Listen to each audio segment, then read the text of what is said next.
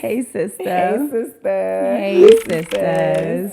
So today we have a special sister here. Mike is here. You may or may not hear her. Mike, if you say anything, please talk into David's mic because she be talking so soft. And so when we do the playback, he'd be like, I'm like, dang, I can't hear a word she's saying. Goddess. She is, and she's so soft spoken. So yes, our fairy princess. Please use the mic. That's literally her name on my phone. Yeah, bitch, yours is spoiled. Yours is spoiled bestie princess. Yeah, and she's fucking fairy brat. Princess. That's what I should have put. Dang, I need something cute. I just got a potato next to yours. My potato. You're my potato. I'm a potato. How you feeling this week, sister? You know, this week. Let me tell you something. This week was a very interesting week because this is, okay, so a little backstory. I've been on all the antis, okay? Antidepressants, antipsychotics, anti-anxieties, all the things. And I got to a point where I was like, fuck y'all. Y'all don't know shit about shit. How am I gonna tell a doctor they don't know shit about shit? You know shit about fuck. Yeah, you know shit about fuck. But yeah, y'all don't know nothing. Like, how the fuck you gonna tell me I need to be medicated? I don't need to be medicated. And so after further consideration. Yeah, for the longest time, I was so anti, like, being medicated for anything, like, whatever. This week was the first complete week that I have taken Adderall, like, to get through the day. And let me fucking tell you something. Let me tell you something. This is probably one of the best weeks as far as production goes, and I guess maybe like energy level and just. I took the drugs. The drugs are working. I have not been manic. Like, it's crazy. You know, it's so funny because she calls me in the morning. She's like bitching, and I mean like bitching, not at me, but like venting to her sister, right? And she's like, "Oh, let me go take my Adderall," right? Mind you, we're obsessed. So if we're on the phone for hours. I mean, like 3 hour time blocks. So like, you know, the conversation progresses, and like she goes, "Huh." She was like, you know, all of a sudden, I don't feel how I felt about that. I don't even, it's crazy, like the actual switch that I can feel that happens. And so I feel like if you need to take the drugs, take the drugs. Take the fucking drugs. But not only that, but I am last week, 23 weeks out from my show. So now I'm 22 weeks out. And I cut weed, like, a little backstory, y'all. Like, I smoke habitually all the time, every day, multiple times a day. Anytime I have the option to smoke, I'm gonna smoke. Hypothetically. Yeah, if I were to ever have the option to smoke. If this was a real scenario. Yeah, then this is what it would look like. Yeah, whatever. Whatever. We in California. So, we in LA. We film in LA. Yeah, we fly out weekly to film in LA, and y'all shouldn't be in our business. So then there's that. But I have been cutting back on my habits, or not cutting back, I'm not doing it. I told myself, like, during prep, it's probably best to not do it because of the way that I'm getting munchies. And even that has been a whole shift for me. Like, I never thought that when people be like, oh, you do drugs or you smoke weed or whatever to like numb yourself. And I'm like, maybe y'all, because y'all got real problems, bitch. I'm a regular, I just be chilling. Like, y'all be fucked up for real. I ain't fucked up for real. And not smoking has made me realize, like, yes, not emotional numbing, blunting. It's not that I garden because I'm like, oh, I'm going through something. I have to do this. It's more of it had become such a like normal part of my everyday life. Like, go to the store, garden, go do, whatever. These are things like wake up in the morning, do this. And I didn't realize how much of life that I was going through emotionally blunted. So there were so many things that I'm like, I don't care for real. And maybe I did care, but because I'm like, I'm chilling, I don't care. Yeah. Now, these past few weeks where like I've been slowing down and now like I'm completely stopping, bitch, everything is having me in a tizzy. Like, literally, I feel like everything has had me in a tizzy until I took the drugs. So overall, this week has been good. I think and not gardening is making me learn so much more about myself. I feel like I have to be so much more aware of the world around me, but like also myself, because I don't have anything to just be like, I'm fine. Like, I'm chilling. I don't care. So that's the overall recap, and we'll go into depth in a second. But how was your week, sister? My week was good. Yesterday we went to Janai's mommy was in a Dancing with the Stars competition and she ate them bitches up. Right on up. Ate them up. She won first place, period, as she would, as she should. That was fun, but it was for a really good cause. It was for domestic violence, which was obviously very heavily, what is the word I'm looking for? Heavily surrounding women, you know, like there were so many beautiful Black women in the building and so many beautiful Black female sponsors and just power, like a lot of power, Black power in the room, but specifically on the side of women. So that was really, really cool. But I remember sometime this week, I feel like I don't have anything crazy going on, but like I guess the biggest thing to me that has been on the top of my brain is like the state of the world that we're in politically, like with our military, people as a whole, and just how we're kind of like just still like going through life. Like the fact that we're sitting here filming a podcast. Oh yeah, it's Sunday, we're gonna film a podcast, but like, oh yeah, we might go to war. Actually, we're in war. I think we're officially like I've declared. Yeah, I think we're officially, a war is going on and we're just sitting here setting up our cameras and like, oh, let me film content. Like, like, how about a get ready with me? How about a day in the life? Like, oh, with a side of fucking missiles, you know? Very it's so, it's like confusing for my brain to wrap itself around the severity of the situation. Like your brain is being pulled in two different directions. Yeah. Like, I know this is the real world, but it's like I almost want to disconnect a little bit. Yes. I think that's what it is. I want to disconnect a little bit sometimes. Like there's nothing I can do. I'm not going to fight the war, actually. Like I'm perhaps not. I'm a felon. I'm not going. I know what fragging is. How about that? Yeah. Like, do you know what that is? What? Fragging? No. Do I? What is it? Maybe. Do you know what fragging is? Do you know what fragging is? You need to, actually, you're out of the bracket. Because, you know, because they call you anyways. They are, I think they passed a law, or they're trying to pass a law that automatically puts men from the ages of like 18 to 25 like a draft. in the draft. Yes. But back in the day, I don't know if this is still going to be a thing. If you knew what fragging was, you couldn't go. Fragging is when you blow up your own officer, which was happening a lot because the boys didn't want to go for like World War II and shit like that. Like they didn't want to go and they were forced to. And so they would be killing their like commanding officers and stuff like that, sabotaging basically. But yeah, so like I don't know. There's nothing I can do. Like they're trying to take my rights away. They're trying to tell me like I'm not a fucking human being anyway. Like being a woman and being Black. So it's like, what the fuck am I gonna do other than put some shit on and like put up a fucking camera? These makeup tutorials. You know what I'm saying? Y'all get these fitness videos because, and I understand that. I feel like we talk about this often between us, but I don't think we've ever said it on here. But the idea of like, there are so many things that are wrong with the world. I don't have the brain capacity to dedicate being up in arms about every fucking thing. Because I would drive myself crazy. The food, the war, the climate, there's only so much that I can do. Yeah. And like, y'all not about to fucking drive me crazy. But you know, I feel like for you, that's so much easier than me because we talk about this as well all the time about how like I have a need to fix things and you are very good at disconnecting, being like, that's not my problem. Like, that's actually not a me thing. That's a you thing. And for me, everything is a me thing. Like, I'm like a fake ass Mother Teresa. Like, I just want to fix everything. I was actually talking to my therapist about that. I don't remember if I told you guys, but I'm in therapy again. Thank the Lord. Baby Jesus, our fucking Lord and Savior. She took the drugs and the drugs are working. Bitch, my drug is a therapist because, yeah, I be needing her. But we talked about that, like my need to fix other people's problems and feeling like having this sense of like, if I don't fix it, like the world is going to stop, for like everything is going to fall apart. But I say that to say just, yes, I be going down these rabbit holes. Like I said, the political climate, us being in war, racism, fucking sexism, misogyny, like the patriarchy. It just is all so, what to eat, what not to eat. Like you've seen the trend. Bitch, you saw the trend of videos. David showed me one from a man's perspective. And I was like, oh my gosh. But it was like, birth control. No birth control. Yeah.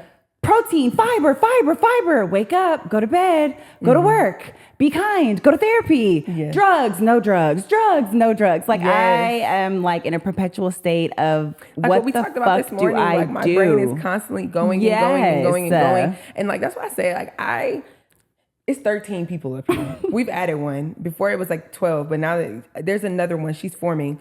And so they already have their own little dialogue. Like it's already a lot going on here. I can't bombard them with extra things to process. Like they're barely processing what's there. Like, so, you know. Yeah. I feel like it sounds bad sometimes because it's like, oh, you don't care. And it's like, no, I do care. But like, How much can I care? What's the extent of like what I can do? Like, even when people are like, well, you should be doing this and you should be, what, I'm going to donate my $10?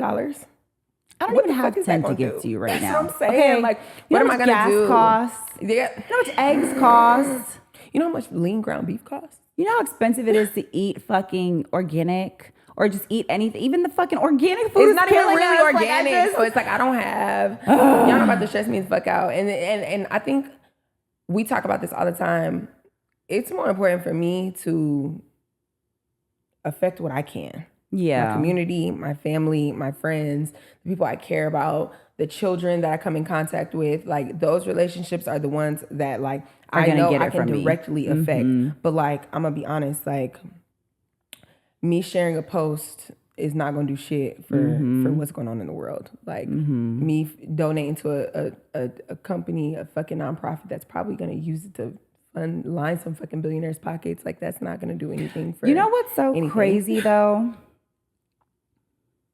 Like you say that, and maybe it's like not your job to affect, right? Because even thinking about it, someone sharing a post just might actually bring awareness to something and put the battery in somebody else's back who actually has the means, the resources, the capability, the connections to do something about it. So I truly feel like maybe it's not your purpose to impact the world in that way. You know, and like that's okay. Yeah. But just finding the areas in which maybe your purpose is to just affect the children that are in your life, and that is going to create better children, better adults in this world, and they're going to grow up to make a difference and whatever. But like, I truly do think everything does happen for a reason, and so like.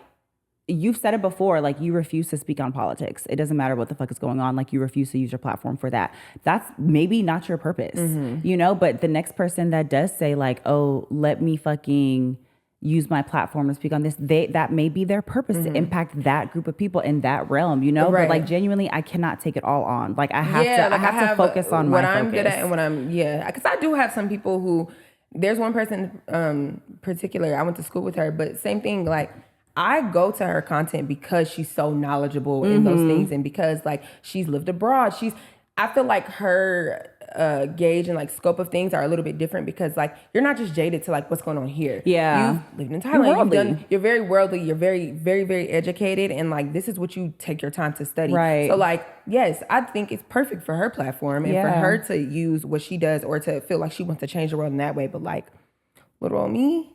Like, and not little on me like I'm any less than her, but like you said, my expertise is not in that. My expertise is not that. So like, don't expect me to, y'all can fucking eat me up about my opinions. Absolutely. And then tell me I'm dumb because I don't have the facts to back it up, or I can't process or verbalize in that way. I think we're both very big on like, there's one thing to have an opinion, but to sit here and like factually or try to teach somebody some shit I don't fucking know about. Yeah. And not that I can't know about it and not that I won't do the research to know about it, blah, blah, blah. But like, it takes time to become very knowledgeable about certain things.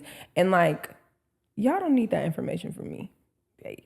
That's how I feel about religion and like speaking on religion because I feel like for a long time I've wanted to deconstruct and I didn't necessarily realize that I wanted to deconstruct. And I think that as of, I don't know, maybe like the last year or so, I've really made the decision that I don't think I am a Christian. I don't think that I'm following westernized Christianity. And I've wanted to talk about it for so long. And people, whenever I share things about it on like my close friends or whatever, everyone's always like, please talk about this on the podcast. And my answer is always the same. Like, I'm not educated enough. I want to know the Bible like the back of my fucking hand before I go on a platform and be like, this is why X, Y, and Z, da, da, da, da, da, da.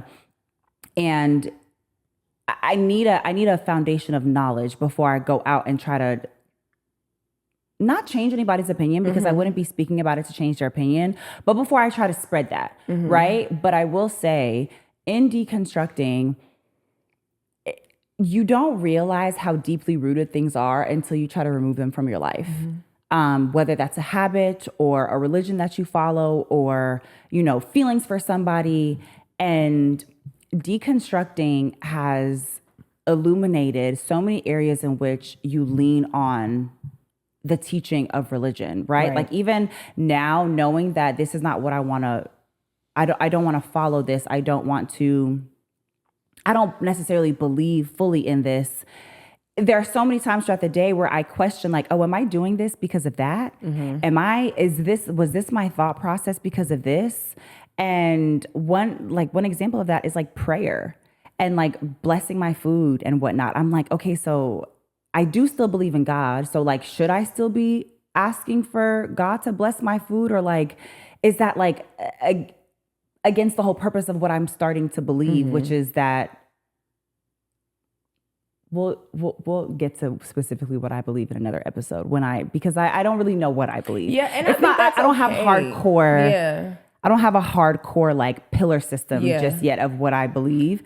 But yeah, just like being so confused with how do you go about certain things that you would normally rely on religion to explain, or religion to guide, or religion to, I don't know. Like, it's just so confusing. And it's like a mush right now. And I think for you, or like for people in general, if you're dealing with that, because when you are like taught certain things and you have that, the idea of deconstruction almost makes you feel like you're going, like it's wrong. You know what I'm saying? Like, well, maybe I shouldn't be questioning. And you're always taught. I didn't grow up religious. Like, I've talked about this before. And so like, I feel like I don't have that problem, but not that it's a problem, but that's not a thing for me. But I feel like you're constantly taught to not go against God. And so you're taught not to fucking question a fuck-ass thing. You're not supposed to question it or anything. Like, what you are taught and what you know is what you know, and that's what it is. And the idea, I think sometimes, like, as like you're saying, you deconstructing what you believe, the idea that like, oh, am I going against? I still believe in God, but like, is me questioning wrong, or is me going against it wrong? I feel like that's kind of like not an issue, but where you in your mind are having that like back and forth, and it's like, okay, is it okay? Is it not okay? But also not having the answers. Yeah. And I think with religion, it's meant to kind of give you answers when you don't have answers. Like, I'm trying to think of an example. For instance, if there's something, think about when you're young, right? And there's something you don't know, or like, why does this happen? Because God. Well, because of God. And I think sometimes people are taught to use religion to kind of like make you not want to question. And so make you fall in line. Yeah. So the fact that you are so against that right now, and it's like, no, you're already a curious cat. Yeah. I want to know every fucking thing. So the fact that y'all don't have no fucking answers, that's a problem for me. Yeah. And I think that you being who you are as a person, that is more of the deconstruction. Because I think it's like when you said you don't know your pillars, I think you do kind of know your pillars. I know my pillars in terms of like who I am as a person, but in terms of like the guiding force and possibly even like the meaning of certain things, and not my purpose as a person, but like the purpose of life, and even things that like I would pass down to my children, or what, like that's very confusing. And then also, I don't think that everything to do with the Bible is false at all. I think there are things that are misconstrued, and maybe things that are taken away to create a different message, or things were even put in to create a different message. I think that all of it is a means of control. And I think it completely deteriorates a person's true agency and autonomy. I think it makes little girls extremely male-centered. I think, you look at Christian women, I think Christianity is a trend right now, right? Like, I think for some people, they are true to this, not new to this. But I think right now, Christianity is very, very trendy. And I think, I'm watching so many women who are changing their aesthetic. It's an aesthetic for a lot of people. Yes. And they're leaning on that because it's popular right now. Like everything, whether it's about being more modest or dressing modestly in the gym or like just becoming a woman of God so that you can find a partner. I think all of that, like when I look at women's profiles who are extremely Christian, it's so male-centered. Everything is centered around being a woman that is seen as a wife, to find a man, to find a God-fearing man. And I don't like that. I don't want my entire existence to be centered around a man. I don't want my entire existence to be centered around being a mother. I want my existence to be centered around like enjoying life and appreciating life and giving back to life and uplifting life and things like that. But it's just very confusing because there are so many things that I might have had a solid thought about that I now have to in the moment be like, oh, well, is this because of X, Y, and Z? It's like Easter, gray. for example, like why what is the Easter bunny? Bunnies don't fucking lay eggs. That's just like fucking like Christmas. Yeah. Like or why the fucking do leprechauns or like whatever the fuck. all that's of these a whole things separate I just subset. some people will be like, oh, it's not that deep, but genuinely, why as a community do we celebrate Christmas knowing that Christmas is not Jesus' birthday? Like, and why have we made this holiday something about like giving gifts if you are supposed to be celebrating the birthday of this such a huge figure in your religion? Like what is the meaning of all this? And it matters because a lot of it's paganistic. And it derives from things that are not good for you. So why do we continue to embody it and perpetuate it and teach it to our children? Like, I just don't get it. And so many things that would just be so normal to me. It's like, but why? Mm-hmm. And that's exhausting because like, it's exhausting to have all these questions. But again, like there's nobody around me that can sit with that with me and be like, oh, well, because of this, or even like I've had these thoughts too, because like everybody, like you're not deconstructing because you weren't brought up that way. Like I would love to have someone who had deconstructed 10 years ago to be like, oh, like these were the thoughts that I was having when I was deconstructing, and like this is what I did, like, or this is what I leaned to learn. But also, I told you after watching Sinners, I wanted so badly to be able to have somebody around me to delve into spirituality, and even like the Ethiopian Bible, or like just someone that could teach me about what Christianity truly was before it came to the Americas, because it's not like Ethiopian Christianity, that Bible is very different than the westernized King James version or the fucking, what is it? The NV. What's the other new version? Something. Whatever the fuck. These westernized fucking bodies of work. And so, yeah, it's overwhelming. And I feel like even if I go searching for the answers, I don't think that I'm surrounded by people who could truly give me the answers that like I'm seeking and looking for. And that's exhausting. And then also just being in a world where you see so many people are like brainwashed. And like that, I think that has been like a real hard thing for me, because what I've noticed is I hate judgment so much, but I can be very judgmental as well.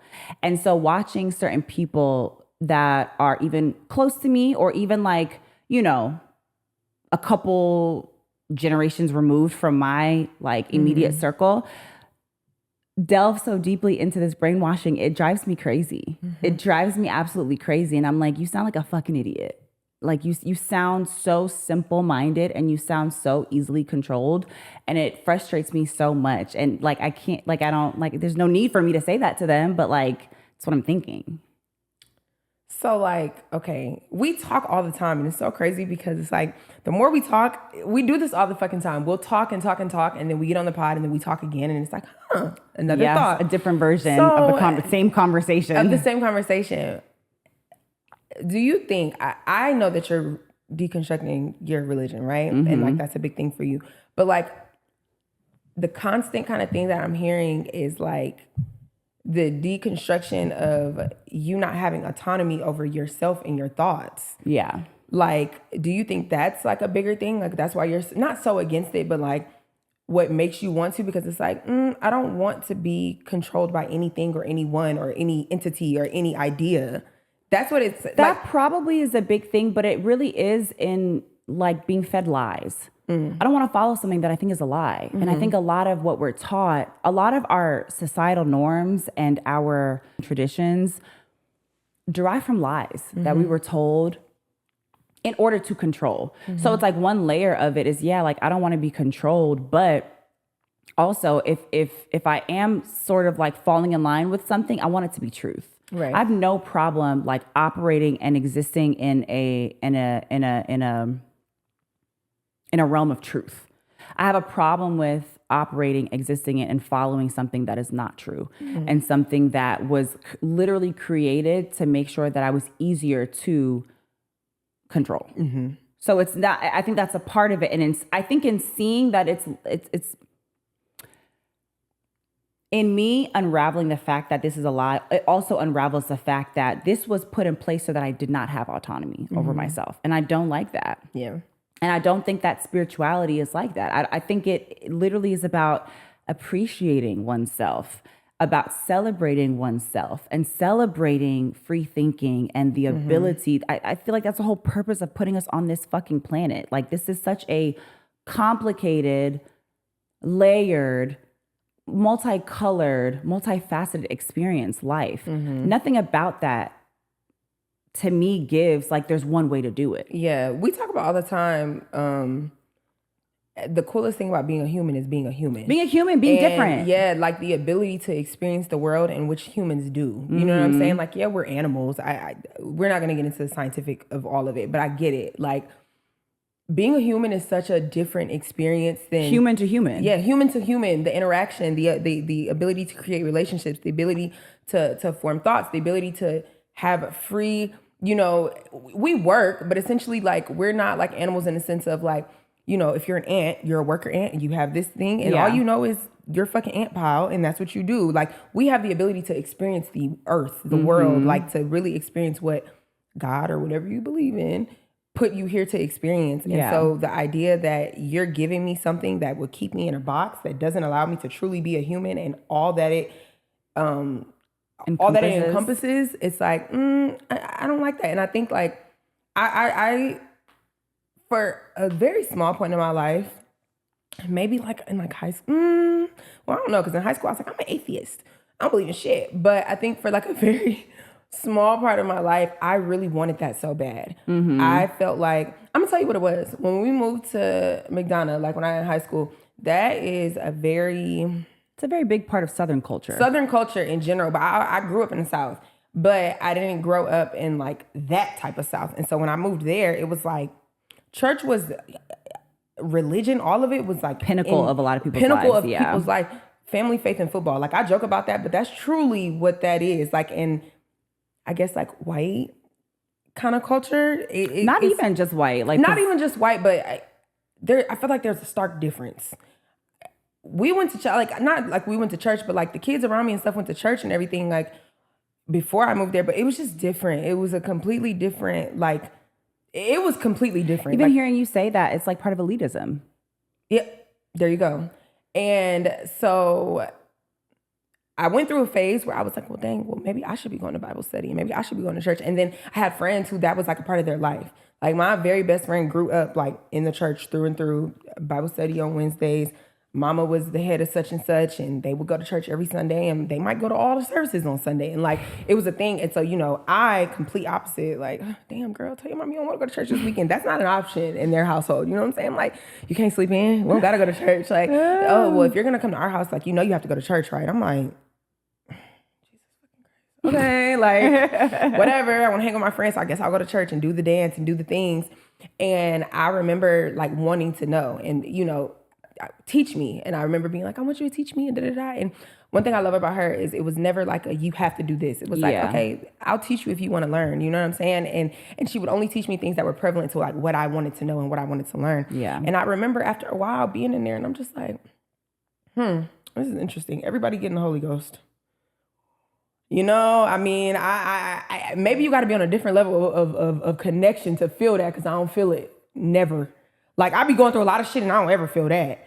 And I remember, so that was that. And then I remember I was dating someone and we went through a phase where we were like really trying to like, okay, like maybe we'll go to church and like da-da-da and all the things. And that's when I was really like, okay, I see why my mama was like not forcing this shit on me, because it does really all seem very performative, and this is not to downplay anybody's experience in that.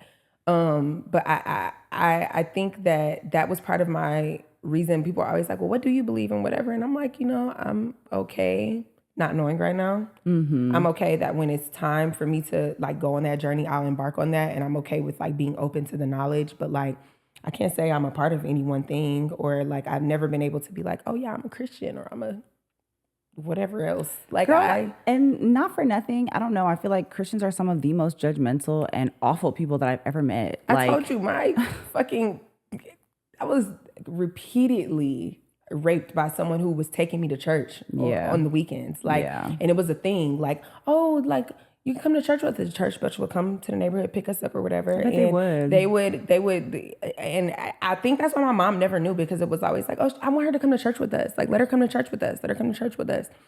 And they would come and we'd get on the church bus and we would go fucking do the church thing. And I would spend all day with them on Sundays, like all fucking day. Come back and eat dinner and the whole fucking night. And, like clockwork, I was literally being sexually assaulted by some people who were God-fearing people and that love Jesus, who love the Lord and love the Lord, and they're supposed to be good people. And it's like, I feel like that, we talked about that. I think that was I didn't understand subconsciously that that's what happened, but I think that's why I was always so against religion, because I'm like, y'all some fucking hypocrites. Some of the most pain I've ever experienced in my life came from someone who's a Christian. But think about even like Christopher Columbus and the Native Americans and what they were bringing to America and what the Native Americans believed in comparison to what they believed, and what they were forcing on whatever Native Americans they allowed to live to now conform to. It just, something about the it is like something about the something of about your innocence, ancestry, your innocence, all of it. Yeah, what every cultural group, especially like as Black people, as Indigenous people, as whatever, right? We all have our things that are taught down, like our traditions, our things that like our family and our values, that someone coming in and taking that from you, and like what it does for like the generations to come, it's like something about that just doesn't seem right. I'm cool on it. Yeah, I'm cool on it. And then even like you look at like, our current president and his followers, they're all Christian. Like, the way Bible thumping Christians use that shit to like justify it, like it just all of it to me is just it just seems like a scam. It's a scam, sister. Yeah, like it just something and about it doesn't seem like right. A Black woman, that shit don't really benefit me. White Christianity does not benefit me. No, there's not much that I feel like I get. And let me say this, because like how you said, like I don't believe that everything in the Bible is wrong. There are times where there's certain verses that I feel like I really do connect with, even not being a Christian. There are certain teachings, but there are also certain Muslim teachings that I really connect with. Exactly. There are certain Buddhist teachings that I really connect with. And if we're being honest, there are a lot They're all the same. I was about to say it's the same. All of them. Like, and so there are a lot of things that I'm like, okay, I can take this and I can take that and I can take that. But like for me, my guiding principle is like, be a good person. My morals, my values, the pillars of like what I believe in, how I want to show up in the world, how I want to treat the earth, how I want to treat the people around me, how I want the people around me to treat me, Girl, and that's what's so crazy to me is like, one, I feel like the Bible teaches women to be subservient to men. And I feel like it makes women so male-centered, and it makes women, their only like goal in life is to be a wife and a mother to a God-fearing man. And that just like there's more to life than that. I think that's why so many men... Oh, go ahead. I think that y'all teach so much about the Bible, but like y'all don't give a fuck about our earth. Look at our earth. Look at what we're doing to our planet. Like, look at what the fuck we're doing to our planet. Y'all don't care about like the earth that we come from, because we truly do come from this earth and return back to it. So it's like, I don't know. I just think that there are other things in life that could benefit not just me, but like us as a people. And worshiping a book that a group of white men got together to fucking create, and a fucking king decided to attach himself to in order to push whatever he wanted to fucking push to his people. Like it just I don't know. I always wonder, and that's another thing. I was watching, my papa is like all into like the History Channel and stuff, when we were watching something, and there are no, there's no one who can, there's literally no one on the earth who can translate the original Bible. We would never know what it says. Like, that is gone. Girl, it's not possible. I just saw this thing about how when the Bible was first, I gotta send you the video, when the Bible was first translated, and they translated the word to like homosexual, basically about how like men shall not sleep with men.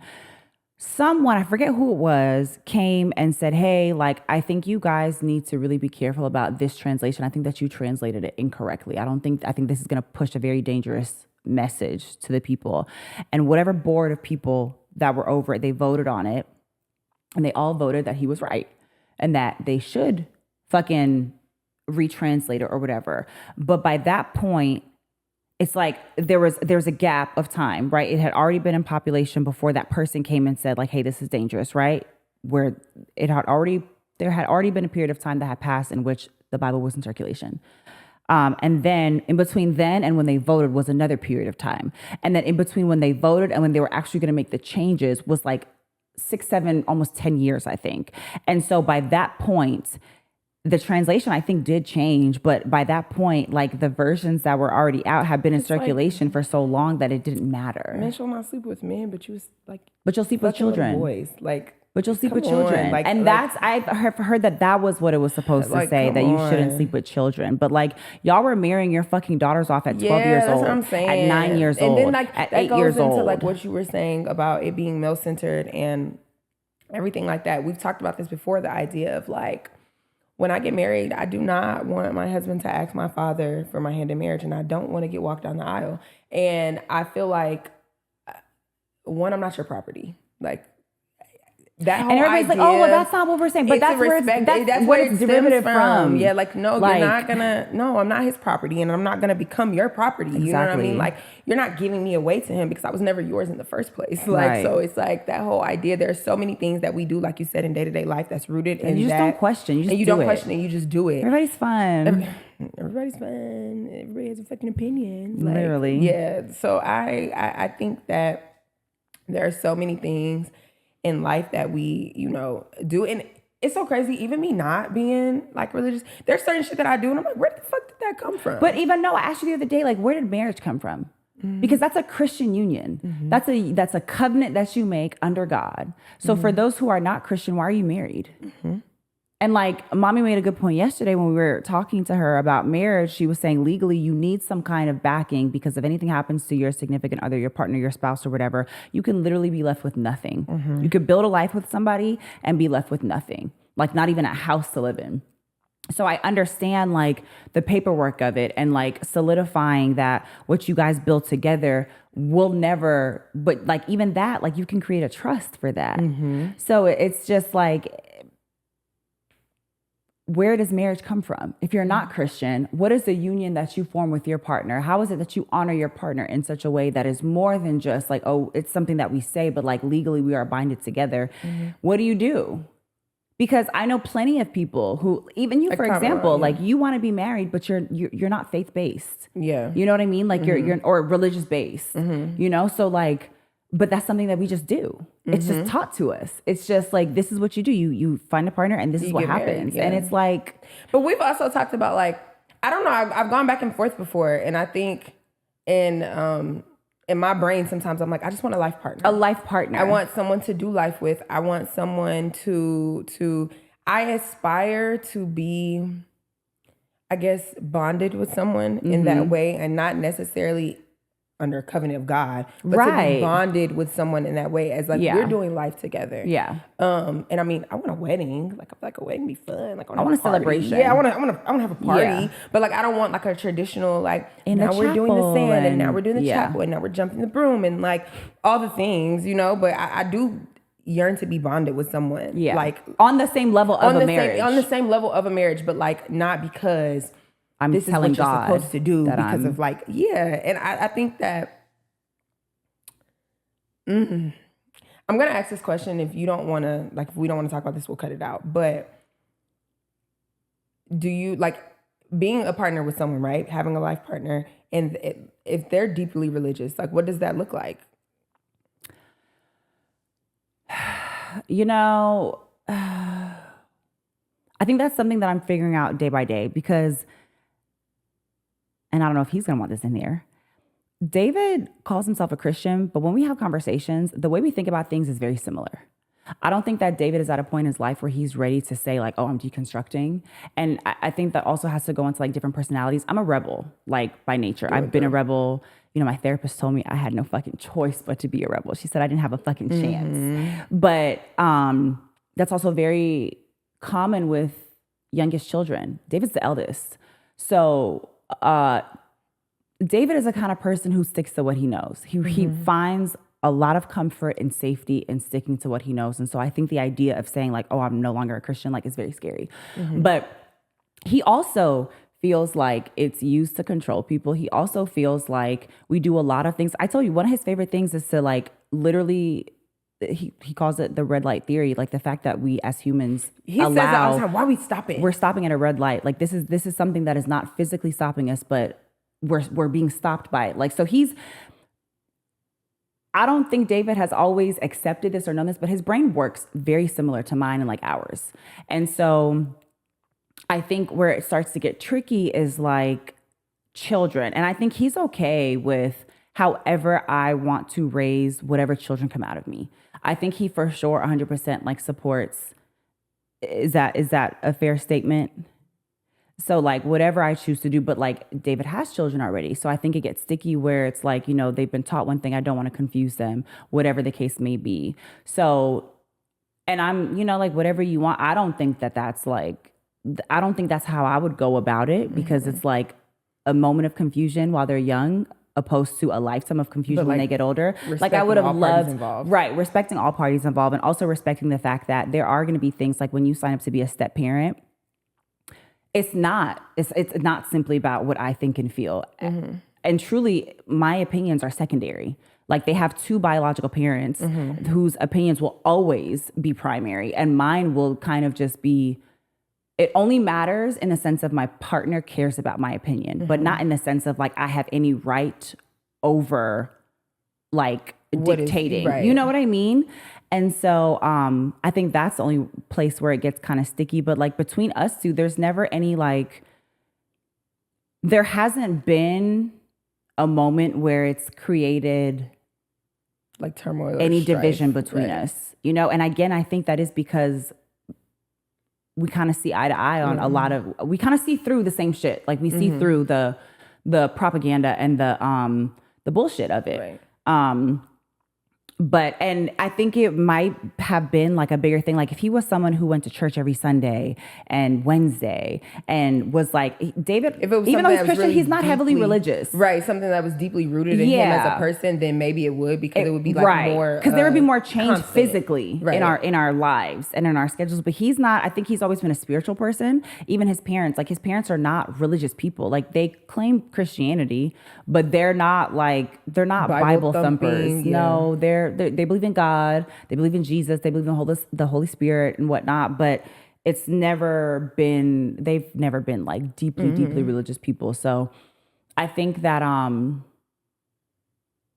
think we take it day by day. And I think David also is just very accepting of the fact that like I feel like I've turned David's life upside down in so many, like with so many things that I think I'm such an out the box person. And I think in a lot of ways he's had to kind of adjust to that because he's been someone that, like I said, is very, very comfortable in knowing what he knows and in the safety of like what his world is. And so I think that just in general, it's not just religion, but it's about like marriage and partnership and being a parent and the way that you think about the world. So I feel like I've opened him up so much that and also I think he knows that he has a very intelligent partner. And so I think that alone makes him kind of sit and listen to the ways that I feel, opposed to just being like, you're wrong or you're whatever, you're this, you're that. Like, I think that he opens up his mind to see my perspective. And although he may not share it on everything, like he's a very open individual to like new knowledge and whatnot. So, it hasn't been a problem. I don't think it ever will be. And I think he knows very well. I don't know that we've ever had the conversation, but I think he knows very well that I will not be raising like if and when I decide to birth a child of my own. I think we're on the same page as far as not raising them with certain belief systems, you know? raising them to be spiritual and yeah, but like not raising them in the cult of Christianity per se. What about you though? Do you think that you could date someone that is deeply religious? Deeply religious? I could date someone who is considers themselves a Christian and, you know, things like that, but deeply religious as in the sense of like you feel like your entire guiding existence is based on that. Yeah. Probably not. Yeah. Just because like you said, I was never brought up in that. So it's a little bit different for me. Like there are a lot of things I already don't know. And so it's like, not that I wouldn't be willing to learn them or whatever the case may be, but it's like I already am coming into it with like, okay, you fucking brainwashed. Like, you know you're brainwashed, right? You know that shit sounds stupid, right? Like, my nigga, listen to yourself. And so I don't think that like, this is gonna sound fucked up and I maybe I would be too judgy. Like, yeah, I don't think you would take them seriously as a person. I would not take you serious as a person. And it's like, in everything we fucking talk about and you're like, well, you know, God, well, you know, the Bible... Actually, no, I have like English. Well, you know the earth. Yeah, like I just... You know our planet. Yeah, no, so... You know our ancestors. Yeah, like... And that's, you know, that's big for me. Like, my ancestry and things like... So, no, and I don't want to raise my children that way. Yeah. And so, if like you say, if I decide to have children, I'm not raising my children like that. Yeah. And I don't think that... I don't even think I would want my children to be around people who would... like try to perpetuate that onto them. I need my kids to be around every kind of person. This is so funny that you say that because one day we're in America. That is America's national religion, right? Okay. I need them to have the foundation at home, but I need you to be around it to be able to see what you're going to be more than likely immersed in so that you can have your own brain in that. When I say that, I mean, like, you're not going to spend no fucking time at Auntie such and such's house who fucking is like a Bible thumping. Like, you're not spending extended amount of time around somebody. So, like, if I send you there for a fucking week, you come back talking about something. Well, Aunt Sharon said that... No, that's what I mean. Like, you're going to be around it in school. You're going to be around it. Like, you're going to hear the close family members who are, you know what I'm saying? Yeah, you'll probably go to church. There are probably things that you're going to experience, and I'm okay with them experiencing that. Because I feel like that's how my mom was with us. Like if you're interested, cool. If you're interested, cool. Like, experience it. But, like, I'm not pushing anything on you. And when you're ready to learn, or cool. If I had questions, like, it was always like, if you have questions, cool. If it's within my knowledge to answer them, or if not, I'll send you to somebody who does know. Or, you know, we'll try to figure it out together. But... No, no, I'm not fucking sending my kids to no Bible thumping ass aunties and uncles and none of that shit. No. To tell them that she's a fucking to tell them that your mom is probably because loony. She's wearing shorts. Like yes, I told you that was a real world experience for me. Like my mom sending me somewhere one summer and me having to rebuy my entire wardrobe.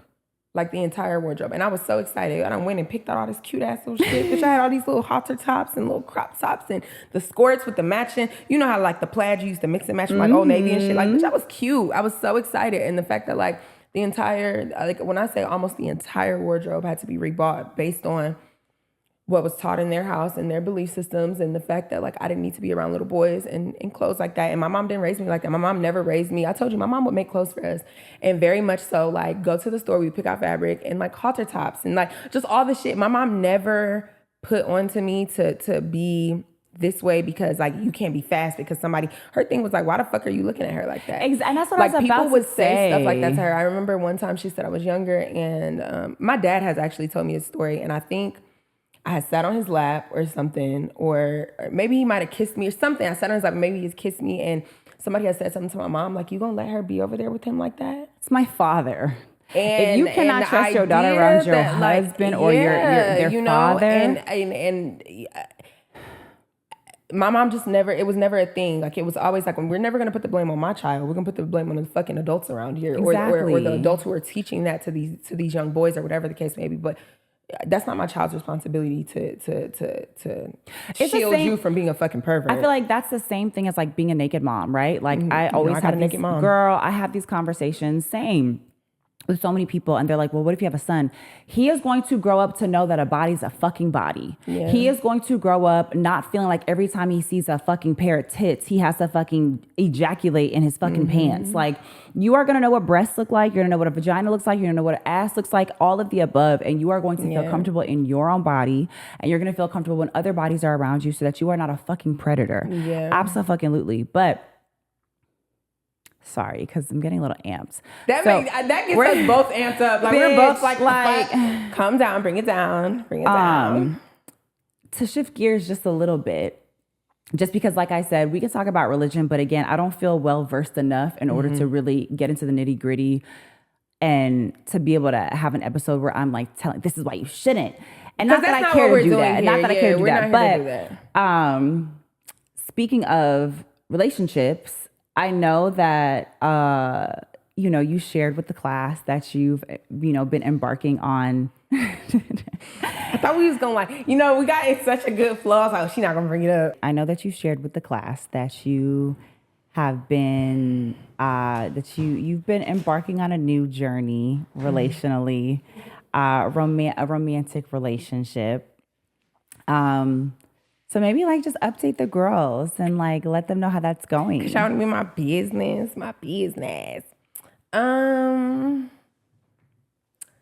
Okay, so so how's it going? You haven't dated in a long time. This is your first more serious thing. Are you in a relationship yet? No. Okay. So you're just exclusively dating and have been for the last couple of months. So just give the girls an update. What's tea?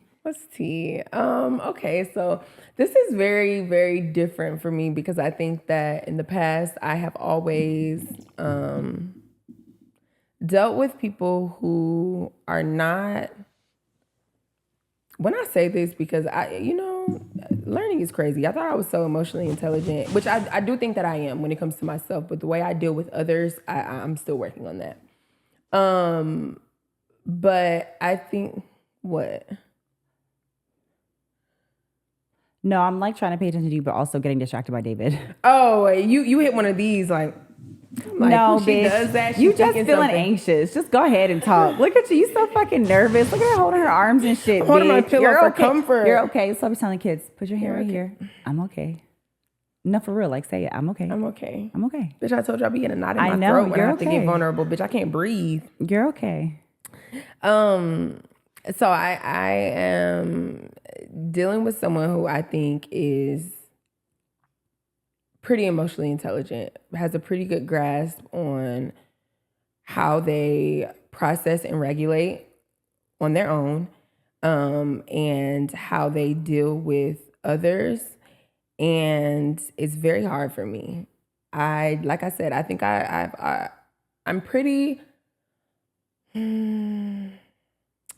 self-aware in the sense of I don't have a problem with maybe I'm lying. I think that up until a certain point, I've been very self-aware. God damn it, y'all. I'm in my luteal phase. I'm finna cry. It's okay. Are you more emotional in your luteal phase? Yeah, I'm pretty. I'm going to be honest. I don't think it matters what phase we're in. We've been doing good, though. I ain't been crying on here.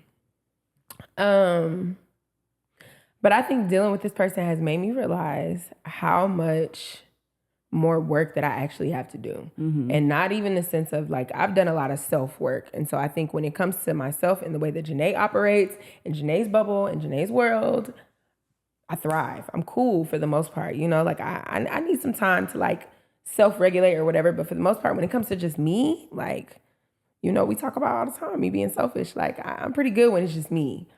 So the idea that I have to consider someone else and that's a lot for me. And a bitch is going through it, okay? Really going through it, and not even in a bad way. It's just learning lessons, growing pains.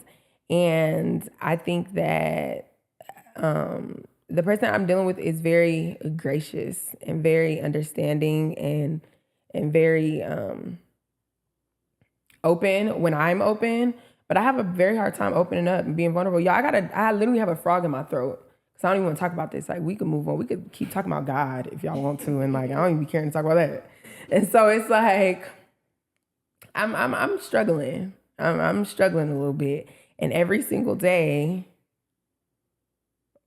If it's not every single day, it's almost every single day. I'm not gonna lie. I'll call Kelsi. I'm like, and I don't fucking think. And she's like, well, do you want feedback or do you just like want to listen to yourself talk? Bitch, go to therapy a few times and think she knows something. I'm like, all right, so now what? You're wrong. You could have kept that to your fucking self if we being for real. You really could have kept that to yourself. Okay, well, I won't say anything else. It's okay, mommy, so what else? No, like it's mommy on the phone yesterday talking about some, I'm going to have to agree with you on that one. Yeah, because you want to be able to tell your princess that it's okay. Even my mom, like I had asked her something. I was telling her about like a situation and, and so she's sitting there and she's just kind of like, And I'm like, yeah, so she lets me go and I'm going, yeah, and this and that and da-da-da-da. And she's like, And she starts doing her face. And me and my mama is twins. So I know what that face means. So I'm like, what? And she's like, well, princess, what the fuck do you know? What? She's like, you wrong. Wrong? Me? Wrong? Let me tell the story again because I don't think you heard it right. So this is what happened. No, princess, I'm hearing everything you're saying, but like, you have to know that da-da-da. And so I say all that to say, it's uncomfortable. It's fucking uncomfortable. I am used to some toxicity, and it's a lot easier to operate in toxicity for me. And the people say all the time, like, I don't want to have to go through that and da-da-da and all that other stuff. That's my comfort zone. Baby, make it spicy. Make it fucking spicy. Make it toxic. Make it like, yeah, I'm cool there. Like, and I can operate in that. And I can, I can go blow for both with you. Like, I'm good at that. Gaslight for gaslight. Man, what? Like, I'm cool at that. But being in a situation or dealing with somebody who is not with none of that shit and is like very, I think, willing to allow me to unlearn some of those things, I'll be putting that nigga through the ringer. I ain't gonna hold you. Putting that nigga through the ringer. I'm sorry if you seeing this because I'm putting that ass through it. But I think that I'm struggling for sure, but I'm learning. And I feel like that's the best I could do is to like learn and to actively put those things into practice. And Kelsi asked me this. And then in turn, he asked me the same thing. Like, do you think you're ready for a relationship? And I was like, for a long time, I always was like, no. Like I would preach like, y'all been watching this podcast for a while now, so y'all know I be fucking lying on here. I don't want to be in a relationship. It seems limiting. All that fucking stupid shit I be saying. And now that I'm in it, what's funny, twin? Now that I'm like in something that it's like, damn, could this really be like a thing for real? Like I told Kelsi the other day, I said, maybe this is all getting too serious. Like maybe we need to pull out. He done met the parent. Like, y'all, maybe this is all getting too fucking serious. Like, what the fuck am I doing? But it's showing me that you can do a lot of work on your own. Like you can constantly work on yourself, but like working on yourself for yourself is one thing, but working on yourself to better yourself, I guess, for someone else, and not because you're doing it for them, but like you're doing it for y'all. Yeah. And I think that's the thing. Kelsi asked me all the time, like, well, are you doing this for you or are you doing this because like for him? And I'm like, no, it's for me. But like, if he hadn't brought these things to me, I don't think I would have tried to work on it. I think I would have just been like, whatever, that's just how I am. That's how I operate. And, back in myself, like staying in my selfish ways of like, this is how I operate. But it's not always the best. It's not always the healthiest. And I think that I also have really good examples of people around me and who have done the work. Mm-hmm. And so like, I'm learning in real time. I feel like Kelsi and David teach me a lot without like, I go to them for a lot. We on the phone for 7 hours a day. Like I'm and telling David's you, there for 3.5 of them. For 3.5 of them. I ain't gonna kid you. I kid you not. If David was to look at y'all phone bill, I know he would be like, if I didn't know this was Nene, I think he was cheating because you on the phone with this nigga all the time. Like, goddamn. But even like, there will be certain things and I'll be like, call twin. Call him in the room. Ask him. And she'd be like, you sure you want his advice? I don't give a fuck. Call him. Yeah, you know, and he real chill about it. Yeah, I don't know, twin. Like, yeah, you might have fucked up on that one. Well, take your ass back and go play the game, because you ain't even about to come in here if you's gonna say all that. You supposed to be on my side, like. But I think it's showing me. I think it's showing me a lot. I think that I'm learning a lot. I think I'm undoing a lot of damage that I've done to myself or that like other people have done, and I think it's, like I said, it's causing me to be vulnerable. And I think I'm realizing that like I'm a lot more scared than I'm okay to like admit. I don't even think that you realized it. Yeah. Like definitely there's a layer of like not wanting to, once you do realize, like not wanting to vocalize that, but I don't think that you genuinely knew how scared you were until you were in it. Mm-hmm. You know, and I think that it stops so many people from wanting to love and be loved, because opening yourself up to love opens yourself up to heartache. And that was, you know, something that David would always say to me too. Hurt me. Honestly, that's something that he would always say to me, like in the beginning of our relationship. I'm trying to remember exactly how he would word it, but basically like along the lines of, you know, like I don't want to give anybody else the opportunity to like make me look stupid or like, you know, hurt me. And that is what love is. Ultimately, precisely what it I doesn't said. fucking matter. Yeah. Even if you are with the love of your life, the perfect person to you, they're going to hurt you. They're going to let you down. They're going to disappoint you. They're going to break your heart at times. But that's literally what love is, and there's no getting around it. You have to be vulnerable in order to fall in love. And in being vulnerable, you give people, you know, the closest people to you have the most ammo against you. Mm-hmm. So, and I think for so long, I was in a situation, or in a relationship, where the closest person to me would use everything against you. Everything against me. Yeah. Like I am realizing there are certain things that like will happen in, you know, certain situations. And my response to whatever the situation is or whatever, I'm like, when I really sit down and think, I'm like, damn, this is why. Because you really feel like if you tell him this or if you show him this or if you whatever, that like whenever he gets a chance, here it is. Mm-hmm. Like, you know, I dealt with someone who, you know, you were the only person I spoke to when I was in the mental hospital. Mm-hmm. The only person like daily that I would speak to. And then we get in a relationship and you constantly tell me how fucked up I am. Mm-hmm. No one else knows that about me. Mm-hmm. Why would you use that against someone that you love? You know what I'm saying? And so like when you experience that, like I had said yesterday, you don't realize like emotional abuse is so much different than physical abuse, because it's like, you can't see the damage. You can't see the damage. Mm-hmm. And by the time you realize the damage is done. Yeah. And you're probably inflicting the damage on somebody else. Yeah. And by the time you're trying to undo the damage, you don't realize how fucking layered it is. And I think that's what it is for me. Like, I joke around and I say this all the time, but like, beat me up. Yeah. And I know that sounds fucked up. Like, what the fuck, girl? Like, you're promoting, and I'm not promoting any type of abuse. But that's easier than me dealing with this. The bruise is gonna heal. I can fight back. You know what I'm saying? Emotionally, I can't fight you back. You know, mentally, I can't fight you back. So if you're attacking me in a way that like I have no ammo against, like I'm out here like no bulletproof vest, no nothing. I'm just out here getting fucked up, you know? But that's why I said, I'm like, I didn't realize how emotionally damaged I was due to the fact that like I have been emotionally abused, and I would never like frame it like that. Yeah. You know what I'm saying? I'm just like, you know, that's how niggas be. Yeah. You know, and it's like, you know, it's regular, it's normal, because that was my normal. And so now that I'm dealing with something that's like not that, I'm like, oh bitch, you're fucked up. You're fucked up. And I realize sometimes like the toxicity that I will perpetuate in our situation based on like what I'm used to. Mm-hmm. And then I'm like, oh, you can't do that. Like, because the same way you don't want them to hurt you, you're going to end up hurting him. You know what I mean? So it's like, it's a constant thing. Like, I feel like every day is something, and I'm constantly battling myself. Like, bitch, bite your fucking tongue. Don't you fucking say that. Like, you know what I'm saying? Like, that's fucked up. Don't say that. Or like, you know, backspace. Put the phone down, face down. Come back a few hours.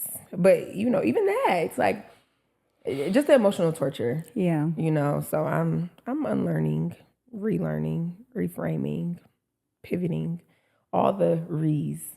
We're working through that.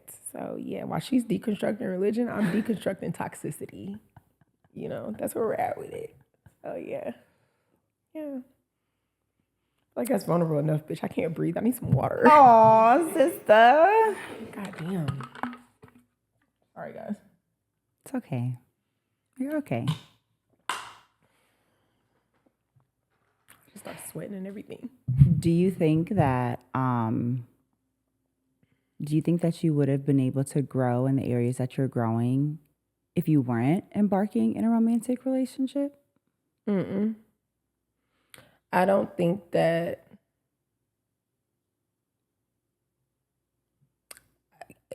I said this, like, you don't know you can't drive the car until you're put in the car. You know, like, I don't think that.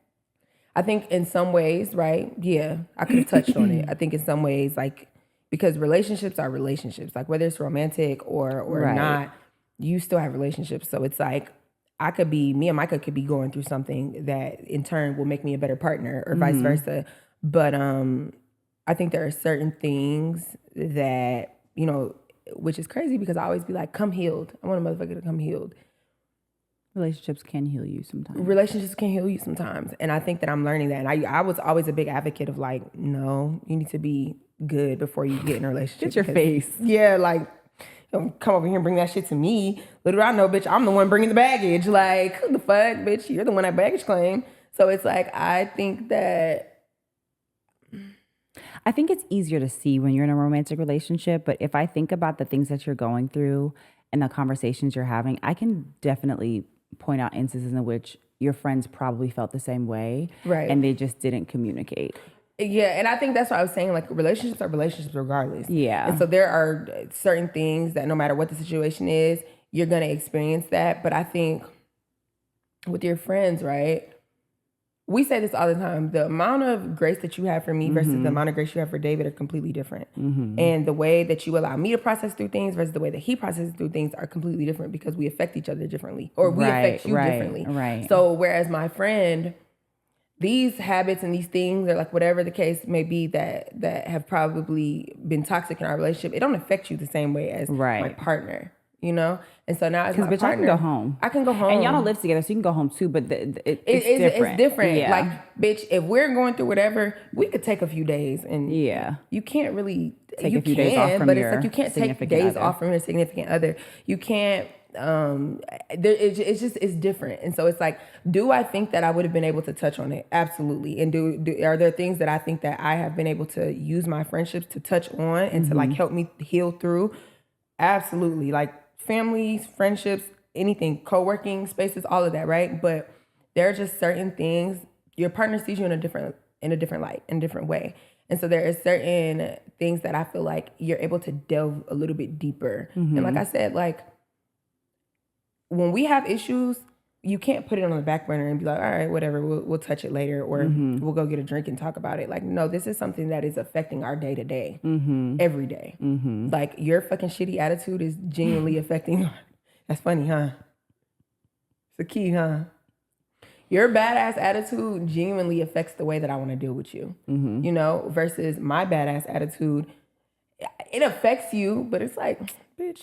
Bye. Whatever. Literally, like, bye. Click. Like, what the fuck? Talk to you in a few days. You're still bitching. Bye. We're lying. Because no, like, if we're bothered with each other, it definitely does. Like, it goes through my brain. Like, we've never really argued, but the times where we've had to have like serious conversations, bitch, like I'll be doing mental gymnastics. But it definitely is different than your significant other. It's right. different. It affects me on a different level. It affects you on a different level. Me and level. David beefing, like, I can't do shit. Yes. Me and you, it's like, it's in my brain, but I can still get through life and work. But like, she said it this morning, and I mean, maybe it's because we don't have big blowouts where it's like, it's a question of like, if we're going to be friends or not. I think that's another thing. That's a whole nother layer, right? Because we go through whatever and all this other shit, but I tell you all the time, I've said it on this podcast before, we're friends forever. There is never a time that I feel like we are not going to be in each other's lives. Right. That we are not going to be friends. That we are not going to be like this, right? When you're with a partner, there's always the option for them to not be there. Yeah. And so you kind of have to, I don't want to say work harder, but you got to work it differently. You have to address it differently, because at any given moment, I could say I don't want to do this anymore. Right. And at any given moment, you could say you don't want to do this anymore. But the likelihood just seems a lot less. Gets a lot less. If not non-existent. Well, in our case, non-existent. But you know, you other bitches, I don't know what y'all doing, y'all shit. But so I think that's the thing, and I have that fear of being left, and I don't know where that comes from, because I have very supportive parents. I have a great familial system. I have great friends. I've had the same friends since I was a fucking kid. I don't know where that sense of like abandonment comes from. Yeah. And maybe it came from like older, like maybe that's trauma that I experienced, like being older, and like relationships have created that for me. But I really do have that thing of like you leaving me. And so sometimes I'll like, before you get the chance to leave me, I'll make it easy for everybody. I'm gonna turn this bitch up a few notches. How about that? To go out with a bang. Yeah, like the fuck, if we're gonna do it, let's fucking do it. Like I told you, like I would have a thing with like breaking things off with people because I'm like, what do you mean we just came to an agreement that we don't want to do this? I actually don't like that. Watch this. It's gonna be something. Like I need it to be known. Like no, like I said, let me turn it up a notch. I'm gonna make it easy for the both of us. So now I don't feel like you left me.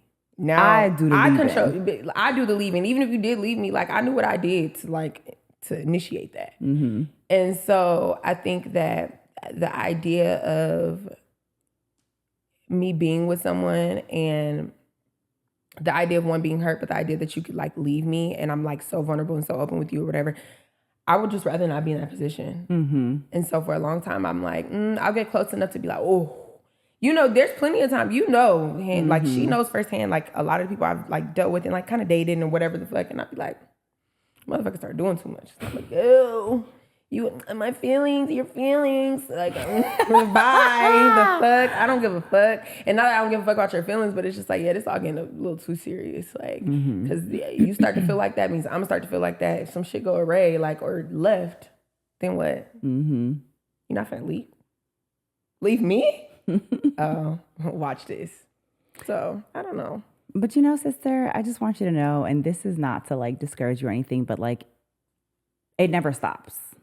And like we talked about that on an episode before about how like the growth never stops, but even like the growth in your relationship, because you know, you're at the beginning stages. David and I have been together for several years at this point. And even like when I'm talking to you and like talking you through certain things, it's a constant reminder to me about like how to stay proactive in my relationship, and how the same way that I'm telling you that you have to be patient and this, that, and the third, like it's a reminder to myself, okay, well, Kelsi, you also have to be patient. Every time I'm telling you about like needing to consider his feelings, I'm also thinking, okay, but have I stopped considering his feelings simply because of time? And also, I think that we're on two opposite spectrums. I say this all the time. You and David are very similar. And so in a lot of ways, like the things that you and your significant other arguing about, I feel like I see it in David and I, but it's swapped. And so if a lot of the same way that it seems like I'm your big sister, it seems like emotionally I've done a lot of teaching in that too. And I think because of the time frame, I look at myself like, have I started to lose patience? Have I started to, like the same way that we see him sort of like his bandwidth is getting shorter and shorter and shorter for my bullshit. Yeah. And like his grace is maybe not as quick to come. I look at myself and I'm like, have I become so like immune to certain things simply because there's so much time that has passed? And so it reminds me to like stay fresh and to like start every day with a clean slate and not to allow, because after, again, like we just talked about, being in love gives your partner the opportunity to hurt you, and they will hurt you. And so, you know, obviously in a couple of years of time, there's been plenty of hurt on both ends. And I feel that it's very important to not allow the past hurt or the past arguments or whatever to kind of dictate the future. And not saying that, because obviously things leave wounds and scars and it takes time for certain things to heal, but it does always place a reminder on my spirit to make sure that I am looking at David with fresh eyes every single day. And like the day starts over and not allowing so much of what has happened in the previous days to kind of like muddy the waters for what today is going to look like. So I say that to say, you're always going to be growing, and like it's not going to get easier. Like, bitch, I'm growing out of everything, okay? The pot is cracked. The clothes don't fit no more. I'm outgrown, okay? I don't want to grow no more, baby. I'm done. But this oak tree is done. Like, you're growing. gonna. But also, too, that's like how you said, she tells me this all the time. You have to give your partner the benefit of the doubt. And I suck at that because I have this thing, too, another diagnosis. I always think a motherfucker trying to be funny. And I always think somebody's trying to try me. Like, and not even just, like, with my partner, but in life. Like, we'll be on the phone and Kelsi says something. I'll be like, you trying to be funny? She'd be like, no, I'm being for real. I'm like, oh, okay. I don't know where that fucking comes from. Bitch, Oh, okay. yeah, I be so aggressive all the fucking time about every fucking thing because I always think a motherfucker trying to be funny. So it's like when she's like, I'll say something and she's like, you know, sis, you always have to give your partner the benefit of the doubt. I don't give a fuck about doubt or benefits. Like, shut up. Nigga, that nigga lying. That nigga, no, he trying to be funny. It's like, I don't think so. I was like, I don't know what it was. There was fucking something so specific, and you were like, and I was like, yeah, I don't think that's what he was saying. I don't think that's. Take it up a notch. Like, I don't give a fuck. But I think that's another thing too. Is just learning or kind of grasping in my head. It's like, whenever something does happen that makes me uncomfortable or that makes me feel like my feelings are hurt or whatever the case may be, that like 9 times out of 10 it was never intentional. Mm-hmm. Like, yeah, you know, that's a hard one. That's even a hard for me. One. Yeah, it's a hard one to get right. Because everything feels very personal, especially in a relationship, in a romantic relationship with somebody. Everything feels fucking personal, and that's something that David and I constantly are reminding ourselves, like. It's not a personal attack. It's literally you're gonna affect your partner because of the proximity of like that a relationship gives you, a romantic relationship gives you. However, not everything was. You have to think in your brain like, obviously I didn't choose somebody who was out to fucking get me, like right now. We didn't choose partners that are out to get us and that are out to fucking hurt us and that are to, so that really, I think that really does make a difference. Yeah. But I'm curious, is your mic on? Mm-hmm. Why he look like he don't want to talk? He like, y'all finna start this shit. No, go ahead. I'm curious because from my standpoint, right, there's seeing you in something new has opened my eyes up to so many things, right, about my something old, so has seeing her and like, because you're not in every single one of our conversations, but you're in pretty much like you're in the loop of what's going on. Mm-hmm. Has that changed the way that you look at our relationship, or has that taught you anything about our relationship, or has that opened your eyes to anything in our relationship? I don't feel like I'm that deep in the loop to where to change. And I've only been around them once. Yeah, but you hear what's going on. Twice. Yeah, you hear our like banter, like, and like when I have issues, and like I've come to you about certain things, and oh, girl, I thought you was telling me something. And I've come to you about certain things and just, you've seen me react in certain ways. So like more of that, not necessarily seeing us interact in person, but just like knowing how, I guess I'm kind of learning and growing through situations and things like that. Does it make it look at you guys' situation any different, or you guys' and not situation, but your relationship, or when you guys have arguments or, whatever? Not yet. It's still a little early. Not yet. I would say that, yeah, not yet. I definitely see a similarity in the both of you, like when certain situations come up, but that's just because you guys are women and we are men. Do you be seeing a similarity? Do you see similarities between y'all two? Yeah, she voices them every time. No, okay, I do. But other than the ones that you voice, I don't. Actually see? Did you, anything that she just said, did you see a similarity in yourself? When you said that you don't know why you feel that avoiding feeling, it's because you got something good. What avoiding feeling? You have this avoidant feeling, not avoidant, but like abandonment feeling. Mm-hmm. Yeah. It's because you got something good. That's why. You feel like that's how you felt? That's how I feel. Okay, so you saw similarity in you feeling that way. Yeah, so when you feel that way, it's because you got something good. You got something you don't want to lose.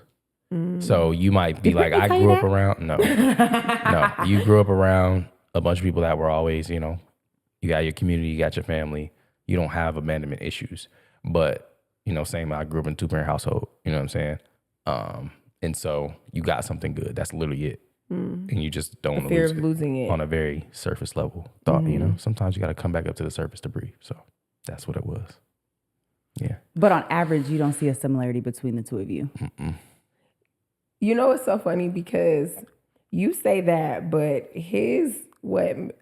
maybe second time coming to the pod, I told you he was like, I think me and Kelsi gonna get along because me and her are the same, and like I feel like we kind of see eye to eye on like the way we look at stuff and like whatever, and like I said that's so crazy that you say that because me and David, I feel like a lot of way are the same. So it's like the same but flipped. Like the male and female versions of each other are flipped. So it's like, whereas me and David are very similar, but like the male and female version of that entity. Yeah. You and him are similar, the male and female version of that entity. So that's so crazy. You really don't see any similarities? I see similarities for sure. I haven't seen enough situations to like really speak on it though. You see every situation. Babe, you see every situation. David don't be locked in for real. He be in his own. Listening halfway. Yeah, he be halfway listening. You be locked into everything and you like, it's in front of you. So you feel like just based off of that, I know, but I don't. Like there's so many things. I know that there's similarities. I know that we're pretty much like very similar in the way we think, the way we were born the same year. Like, you know what I'm saying? It's like a lot of different,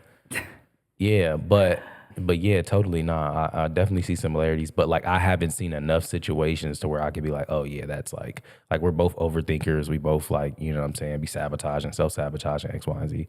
But yeah, that's the only two things I could think about. I don't know nothing else. So there may be so many things that y'all talk 7 hours a day. There's so many things. There's so many things that I wouldn't know, you know? So yeah, that's my 2-piece. You know what I'm saying? What about you, Micah? Do you feel like, I feel like you see even less. Just so you can hear yourself. She's so cute. Micah finna be on the radio. Okay. Oh, wow. Okay, what's the question?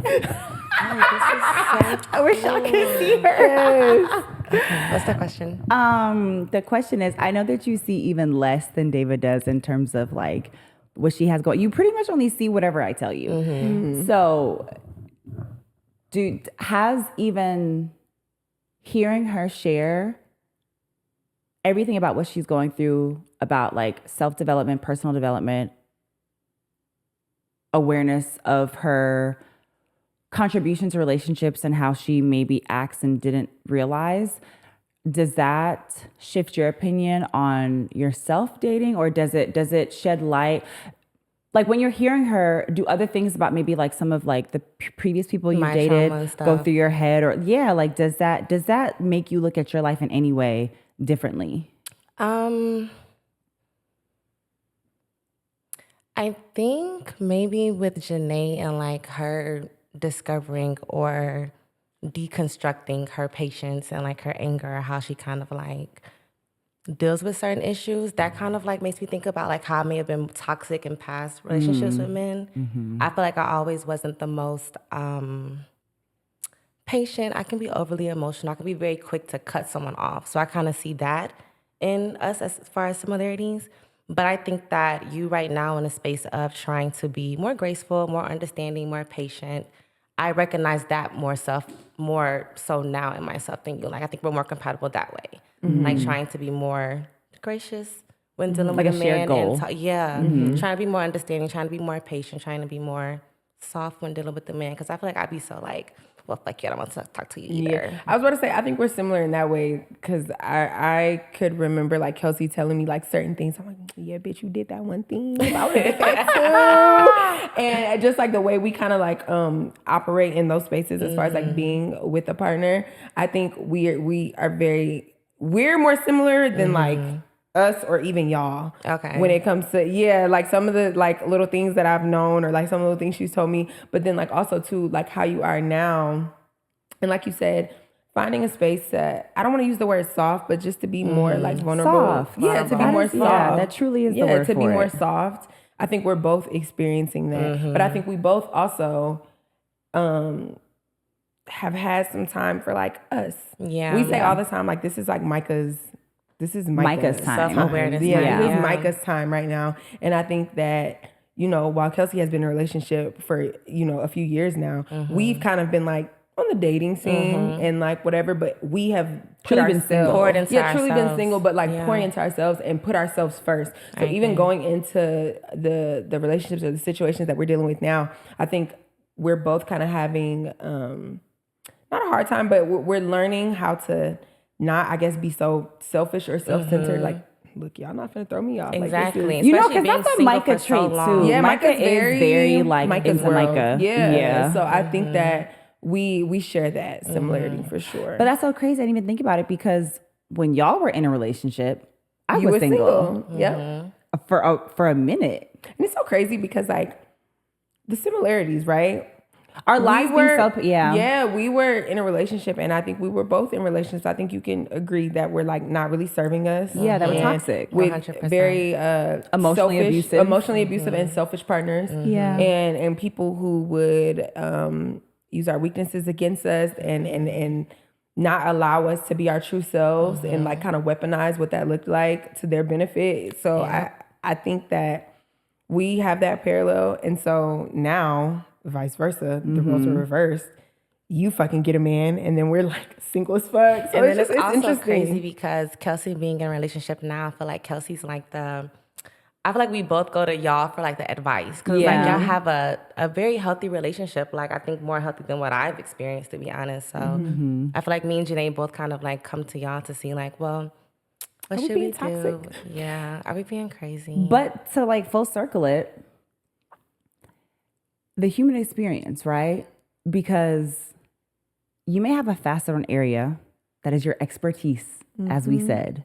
But like we come to you when we want to be more feminine, when we want to know how to be like a softer woman, a more gentle woman. We're always like, oh, Micah. She says that the other day. I said something, and I'm like, well, I don't give a fuck. She was like, you know what Micah used to do? Fuck what Micah used to do. Micah would da-da-da-da-da, and then she would do this and put all these things. And I'm just like, oh, don't tell me what that bitch was doing, but you got a point.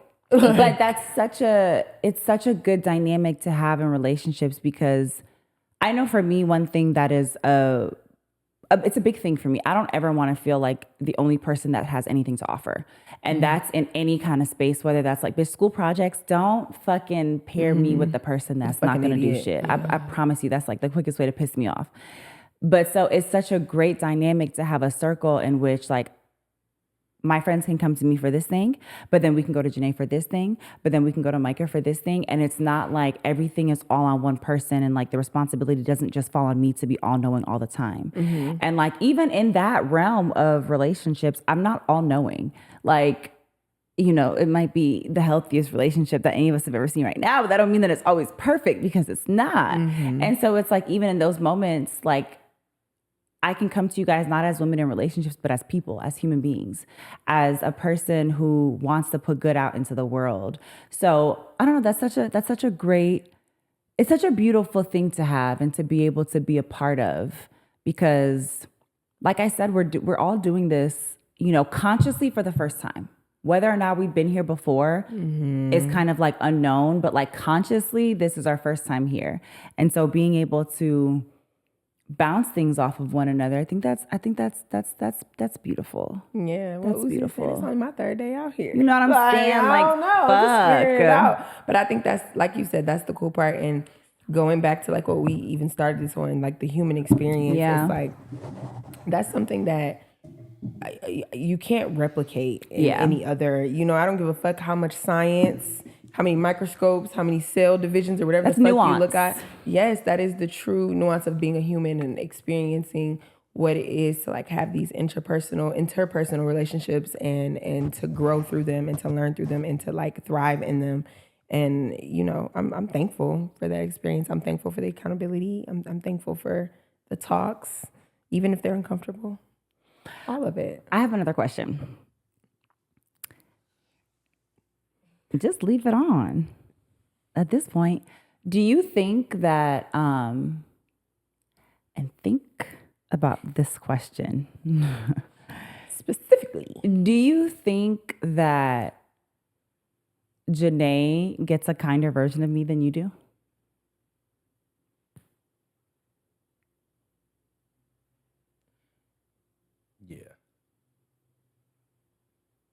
And that just goes back to y'all can literally hang the phone up and go on about your life and then reconnect.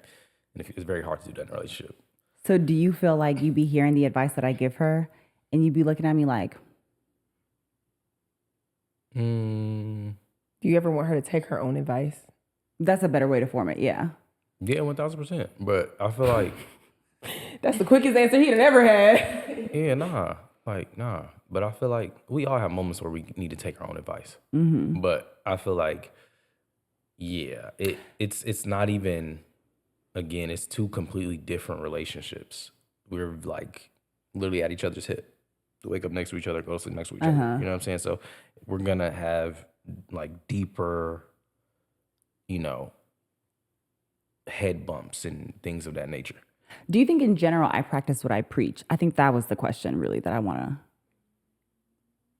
Not always, but none of us do. I think generally speaking. Specifically for you. I think you work on it. I don't think you've perfected it, but I think you work on it. It's not about being perfect. Right. Do you think generally speaking, more times than not, I practice what I preach? Okay, are we just talking about like what you're talking to her about, or like overall, everything in general? Either you can speak like romantic relationship wise or in general. I definitely think you practice what you preach. In which department? So Because there was a distinction for you. So in general, just day-to-day life, you practice what you preach. In relationships, it's like, let's go back to the example, you giving her advice. You could give her that advice and maybe you do practice that on a day, but let's say it's a time where you're not as patient and you're a little more irritable. You're not going to practice what you preach. What do you think? You're saying on average, I don't practice what I preach, or on average, I do practice what I preach? On average, you practice what you preach, but I'm just saying, like, there's times where you don't. Right.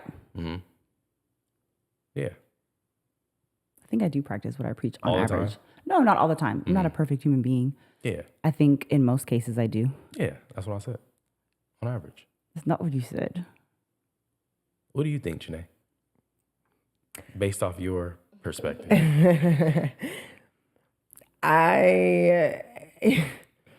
You know what? I think this is interesting because no. I'm still stuck on that fucking game night when I know you are. told me, you know what? One time, what was that game we were playing? You remember? We listen and we don't judge. And twin, I know you are because I'm pissed about that. It's not pissed, but I'm still like, oh my god. No, okay, let's clear the fucking air. No, let's clear the fucking air. Let's clear the fucking air. Tell the story because you're on the camera. Okay, let's clear the fucking air. We play a game called We listen and we don't judge. And I have said there are some times where I know that Kelsi is wrong, and in the moment I won't tell her that she is wrong.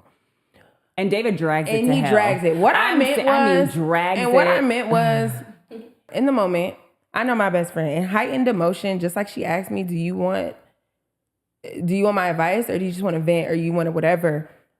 I'm not going to heighten her emotion anymore by being like, you're dead ass wrong, da-da-da-da. A day or two later, hey, yeah, we need to talk about that because that was fucked up. And I know you didn't want to hear it at that time, but like that was fucked up. And there was one moment specifically that I was thinking of, and not one moment that I was thinking of, but there was like certain situations that I'm like, in that moment, I'm not going to tell her like, no, you shouldn't go do that because you're heightened emotion. And like outside of you being right or wrong, because it's never my point to like prove her right or wrong. Like, in that moment, she needed me to be her emotional punching bag. You know what I'm saying? In the moments of like heightened whatever, yeah, I'm not here to tell you like, oh, you got this is fucked up, da-da-da, or whatever the case may be. But yeah, we're going to sit down and I'm going to always be honest with her and I'm always going to hold her accountable. So it's not like I just let her fucking do whatever the fuck she wants and just be like, oh, I'm going to let her be Delulu. No. That also doesn't mean in the moment when my emotions are heightened that she's like, yeah, you're right. I'm not egging it on. Okay. I see how you because feel. there's almost nothing you have to know. You're in a relationship with her. When Kelsi is at a heightened state, and not even just her, a lot of us, when we're at a heightened state, it ain't really shit you could tell me. I'm gonna do what the fuck I want to do anyways. Like, and I almost feel like I know exactly what situation you're talking about. Y'all think that's okay though? I don't think it's okay, but it's like that goes into knowing your people. That's her human thing. That I feel like I feel like the one specific situation that we're talking about, I remember David getting on the phone and being like, and you should have told her and da-da-da-da. It wasn't shit I was gonna tell her because I could have told her and she was gonna hang up that phone and still do what she wanted to do. And so it's like after the fact when we talked, I let her know like, yeah, this is probably how we should have gone about it, but like what the fuck I'm gonna tell her in that moment? She's not gonna listen to me. But also, I don't think it's necessarily true that in heightened emotions you won't listen, because I think you have to have trust. You need somebody to talk you off that ledge.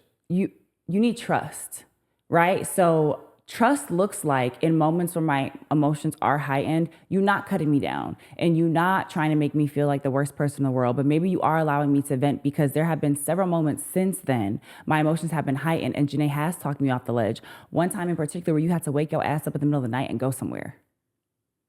She talked me off the ledge when I felt the way that I felt. She was the reason why I came to you the way that I came to you, because in the moment when I was on fucking 10, and she tried to say what she had to say, and I was like, what the fuck are you? I literally was like, I was snapping on her. And she was like, I get that you're mad.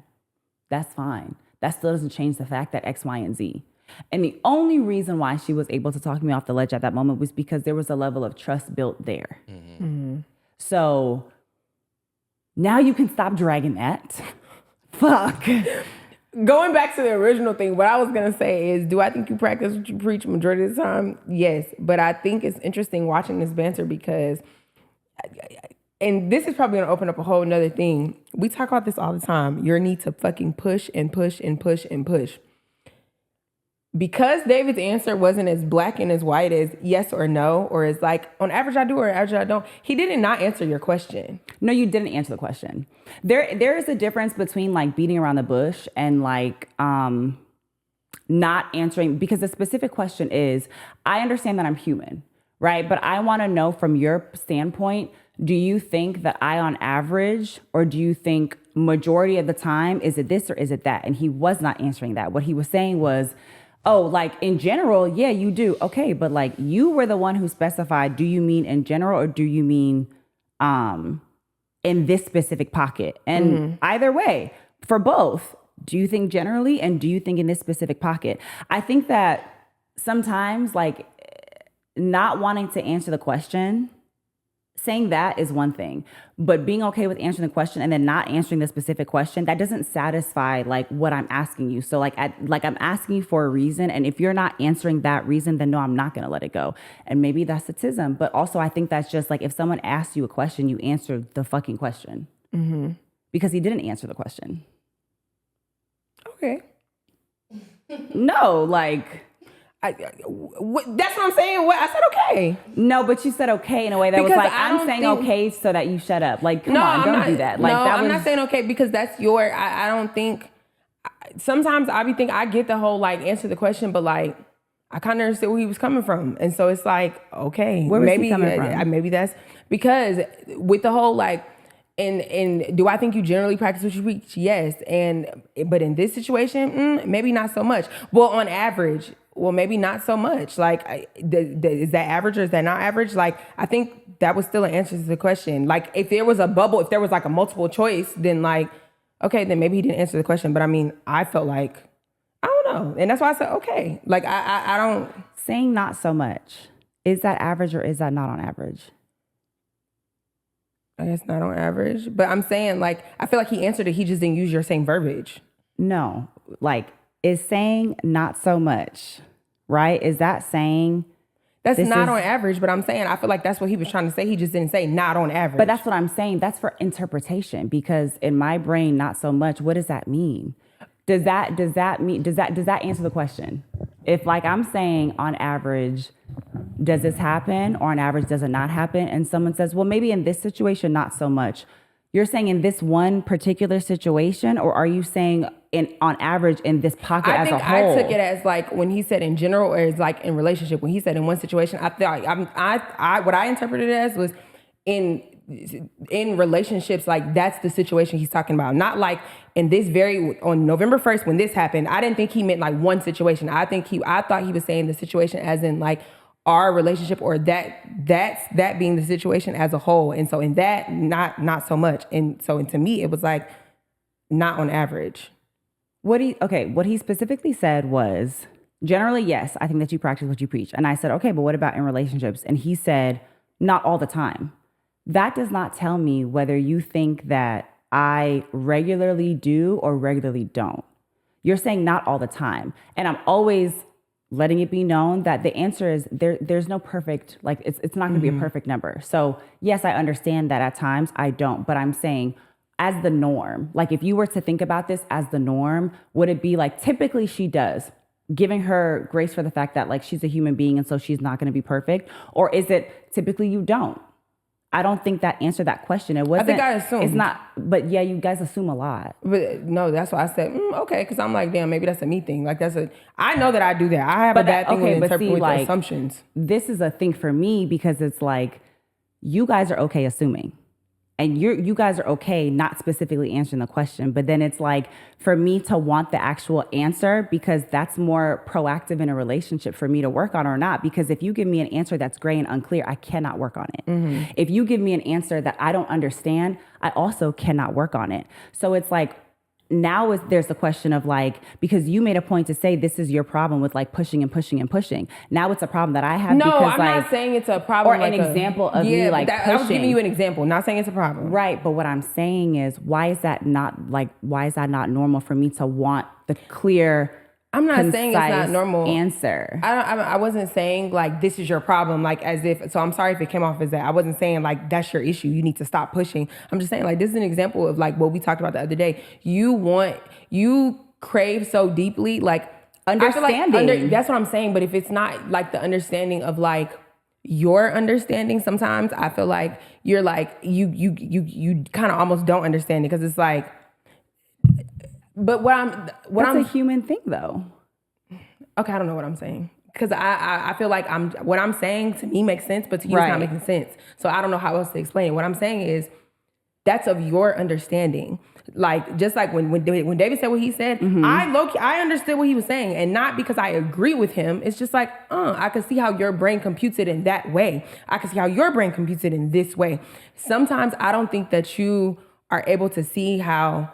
Like, because it doesn't make sense to you, like, that don't make no sense. It seems like this is logical. You know what I'm saying? Like, and sometimes it is straight logic, but then I feel like sometimes if it's a way that's not exactly the way that you're able to process it and understand it, you kind of don't understand it. But I think so you that push there's like more because you yearn for the understanding. Exactly. And I think that is an area in which there's a disconnect in communication amongst groups of people as a whole. Because again, in my brain, right?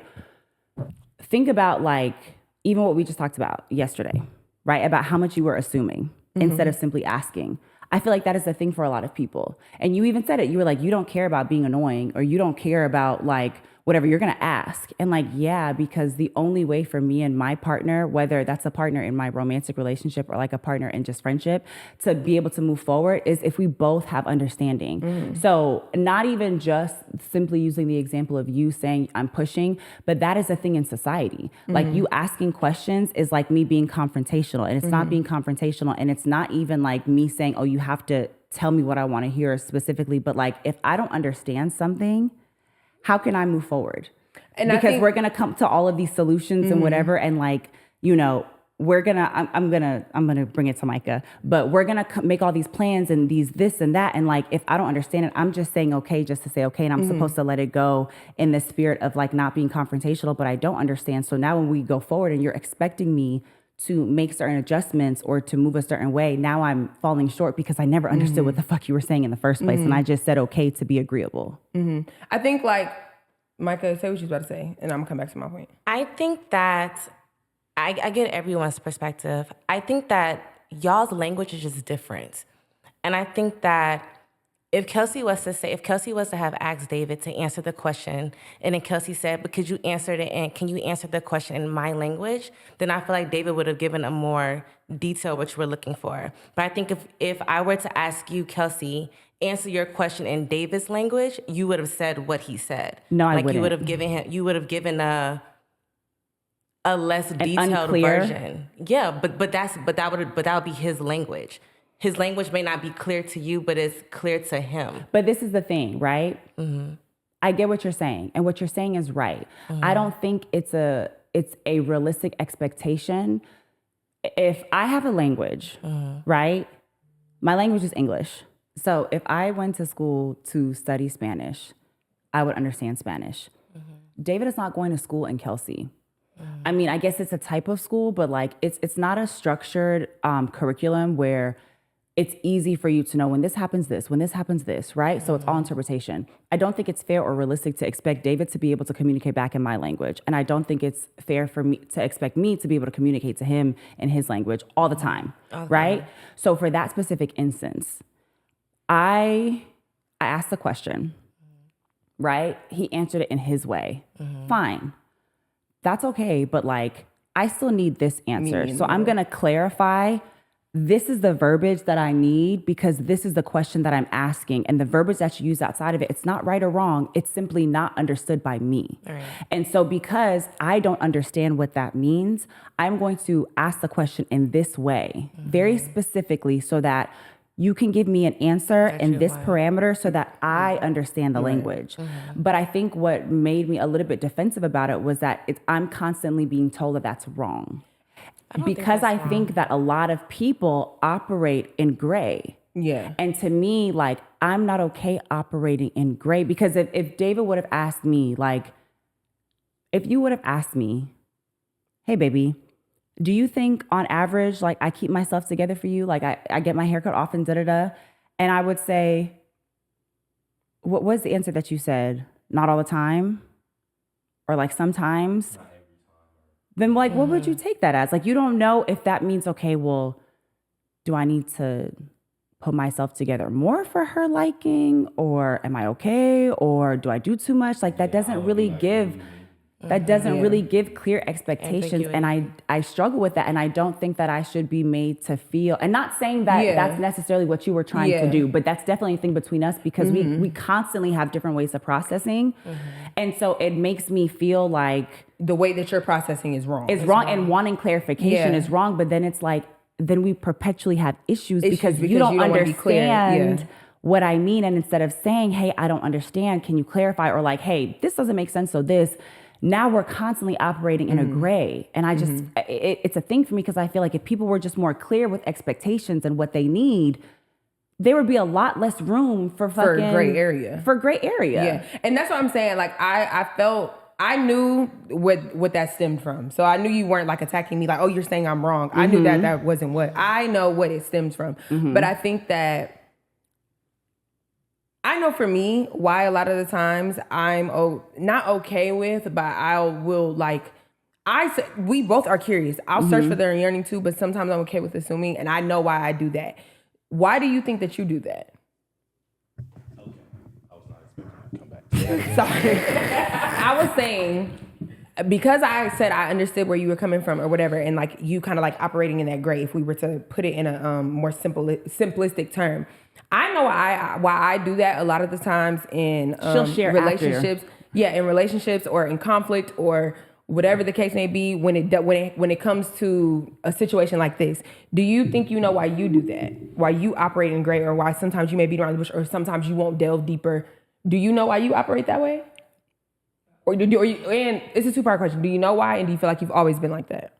Definitely always been like that. Okay, but I think just lazy. Mind capacity. Like lazy in the sense of not wanting to think about it too much? Like, babe, where's the X, Y, and Z? And I'm like, I don't know. Like, I think it was last I saw it was, but I'm not telling you exactly where it was because I'm not sitting there thinking about it. What about in this specific example? Were you giving a great answer because the answer that you truly have, maybe you felt like I didn't like it and you didn't want to say that? No, I was genuinely just confused, which is why I asked more questions. And I didn't know exactly what you were, like, the question was very broad. It was like, do you think that, what was the question again? Do you think that on average, do you think I practice what I preach? That's so broad. There's so many different scenarios and situations where I can literally see that you didn't feel like you could calculate the data quick enough in order to give me a true answer. Let's see exactly what area, like generally overall or in a relationship, like what do you mean? And so then that's why I was like, well, not so much. And then when I really started to think about it, and that's a lot of things too, like a lot of questions we have for each other, I need more processing time. And I need way more processing time than you. Like, I can't. So let me just offer something up. It is also a sufficient answer to say, let me get back to you. Yeah. And I think that's what frustrates me is because if you don't know the answer, that's okay. But I don't think society makes it safe for people for to you not know to the need answer. more processing time. And so that's what I was going to say. That's why I asked that, because I was like, I feel like I can understand where he was coming from, because in my brain, I probably would have done the same thing, thought about 30 things. And I'm like, well, I got to really think about this. Yeah. And so my answer to you directly, because you clearly want to answer right now, would have been that answer. It probably wouldn't have been that answer, but it would have been something more grayish. Something more grayish. I mean, because maybe not. Maybe, I need time to kind of process it. And then once I process it, like, I do that all the time. Like I need, in the moment, I'll do one thing or say one thing, and then I'm like, I thought about it. And now that I've thought about it, that. But also too, I asked, have you always been like that? Because I'm not sure that I've always been like that. I think situations and like dealing with certain people and like things like that have made me okay with more. Not responding or not taking the time to think or not taking the time to dive deeper, because I'm curious too. I be wanting to know, like, what the fuck are you saying? Like, that's not what I asked you. Like, yes or no. But sometimes, like you said, society doesn't make it okay for you to be that way, but society doesn't also make it okay for you to need time to process. So it's like, where do you find that? So now I feel stuck in a gray. And so now I operate in a gray. So I feel like that's why I was like, I understand what you're saying. And I feel like you answered to the question to the best of your ability in the moment. I think when we're done and we leave and whatever, y'all will probably talk about this again, and he will probably have a better answer for you. But to answer that in the moment, he felt like he answered it in the moment. I understand your point of view, because it's like, you're not answering me, because that's what I'm saying. I've been on both sides of it, because I know what it feels like to be like, I'm clearly asking you some shit and you're like not answering, Bitch, we've all been there. I'm asking you very clearly what I need you to respond to me, and you're not, Yeah. And so it's like, I've been on both sides of the token, where I'm the person who needs the processing time, but I have also been the person where I don't give the processing time. So that's how I was like, I wasn't saying like, this is the problem with you. I'm like, there it is. And that's the disconnect. That was more of the like aha moment. Like, this is the disconnect. There's the disconnect. Like, kind of what we talked about the other day when, that one situation. And I was like, this is why y'all gotta let it go, because that's gonna be a disconnect. That was like my processing moment of like, I see myself in both of these situations and I can understand why. But I think because we always say our brains are different. You truly don't operate like that. And I feel like me and David kind of operate very similarly. So that's what I was saying, where it's like, I don't think that you want it in you to not be able to understand. I don't think sometimes you can't. You know what I'm saying? That's autism. Yeah, that's precisely. No, like sometimes literally, you genuinely cannot. I cannot. Yes. And so whereas I'm like, I kind of see what he's saying. You're like, that shit don't make no fucking sense. I'm okay. Again, like, I am genuinely, I need an answer to something, right? I am 100,000% okay with somebody telling me I don't have that answer. It's frustrating. However, my brain can wrap itself around that. My brain can wrap itself around the fact that you don't know right now, you're going to think about it, and we're going to talk about it at a later date. The coming back at a later date is what saves me from... As long as we come back at a later date. As long as we come back, as long as you do process it and we talk about it, because it's so crazy, because... it's like in y'all's brain, you freak out about the now. In my brain, I freak out about the future. And like I tell you all the time, I need to set myself up for success. That's why I'm organized. That's why I put things in a certain place, because I need to be able to know that tomorrow, when I need to charge my fucking phone at nighttime, when I go to my bed, my charger is next to my bed. I don't need to spend the extra processing time of trying to figure that out. And I feel like y'all are so like, only right now. Like, this moment right now is the only moment that I can think about right now. And that drives me crazy. And I think, I understand that, especially if I'm in a relationship, whether it's a friendship, a romantic relationship with someone whose brain does not work that way, we are going to have to find ways to bridge the gap. Y'all don't be trying to bridge the gap. That's how it feels. Like in the moment, it like, I feel like in me reiterating the question, right? And trying to frame it in a way that's clear and more concise and whatever, that is my way. Like me over-explaining a lot of the times is me trying to bridge the gap, because it's like, okay, well, if you're not getting what I'm saying, let me explain to you the steps of my brain and how I got here so we can all be here. And like, and then you try to bridge the gap. Now I'm overwhelmed because I'm like, I still don't have an answer. And now you shut down. And I still didn't process. And so now I'm just shoot some shit at you. So we need to figure out how to meet in the middle and say like, I don't know, baby, I'm going to get back to you on that.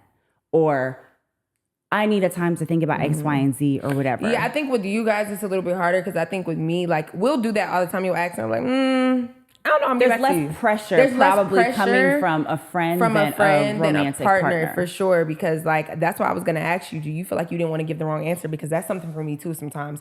I have been put in positions where it's like, you ask me a question, you want my fucking answer, and I give you the answer, and the answer is not good enough, or it's not what you fucking want, even though I answered yes or no. If I say yes, I'm damned if I do, I'm damned if I don't. So let me just beat around the bush so you can shut the fuck up. And so now you want, and not even just like in this, but in more in romantic relationships, I have been put in a position to like, damned if I do, damned if I don't. So it's like, let me not even, this is the answer you're gonna get because this is a safe answer.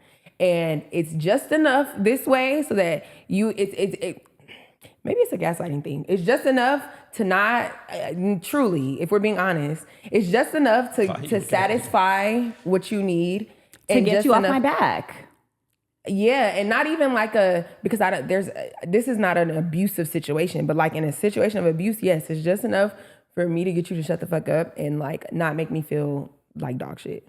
Like, yeah. But even if it's not a moment of like abuse, that is a processing mechanism. That is that like, even if like that may have stemmed from, you dealing with abusive partners, but that also can stem from lacking confidence growing up, confidence in what you say and what you think and your opinions. And maybe the abuse wasn't from like, the emotional abuse wasn't from like a partner, but maybe it was from a parent, in a sense of a parent not understanding how important it is to allow their children to have opinions and thoughts and feelings. So now you don't want to say the wrong thing, so you just don't say. So I say that to say, even though like that may be where that stemmed from, I think he very much so could be doing the same thing.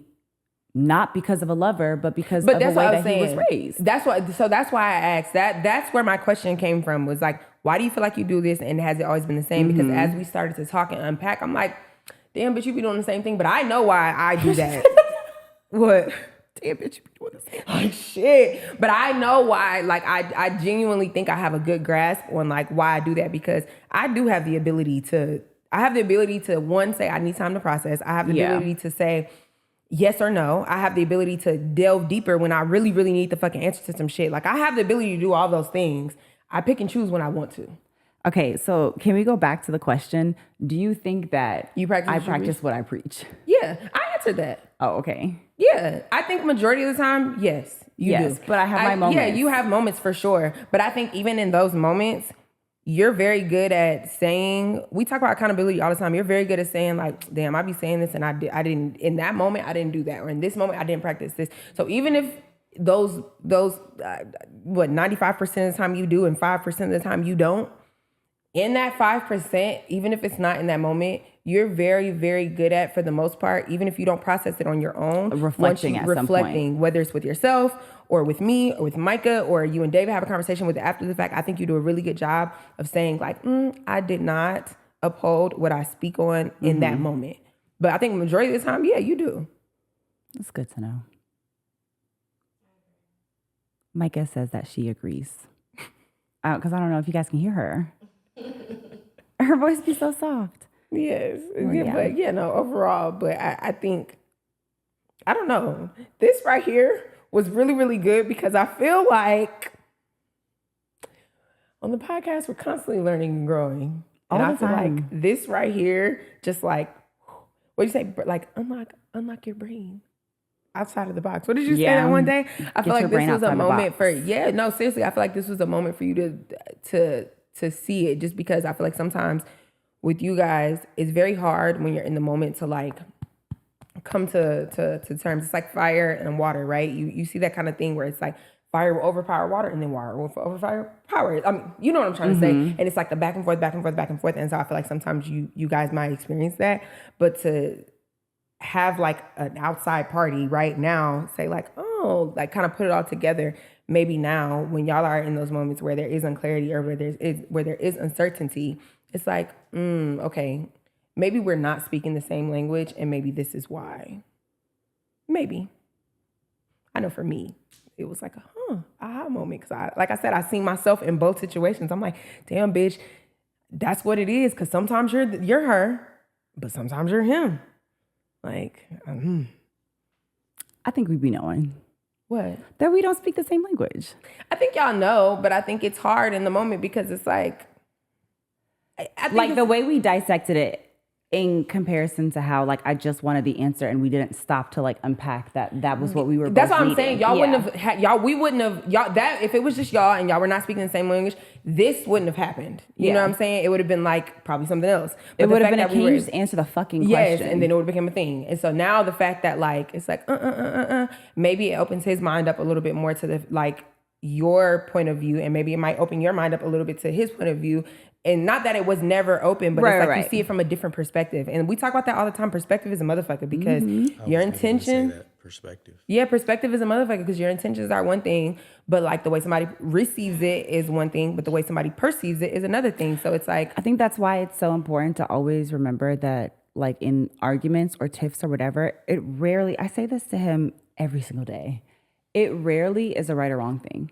Mm-hmm. It's about a willingness to be able to understand your partner's perspective. That really the fuck is it. Like, because even in that moment, like it wasn't, even when you said what you said, it wasn't that I thought that my way was right. Mm-hmm. It was like a genuine, this is my way of understanding. And why can you not meet me in my understanding the same way I'm willing to meet you in your understanding? Why is it always that like I have to accept this is your way of thinking. Right. Not even that this is your way, because I accept that this is your way, but why do I have to accept uncertainty simply because you don't want to meet me where I'm at? Yeah, like why do I have to create more turmoil to make space for you?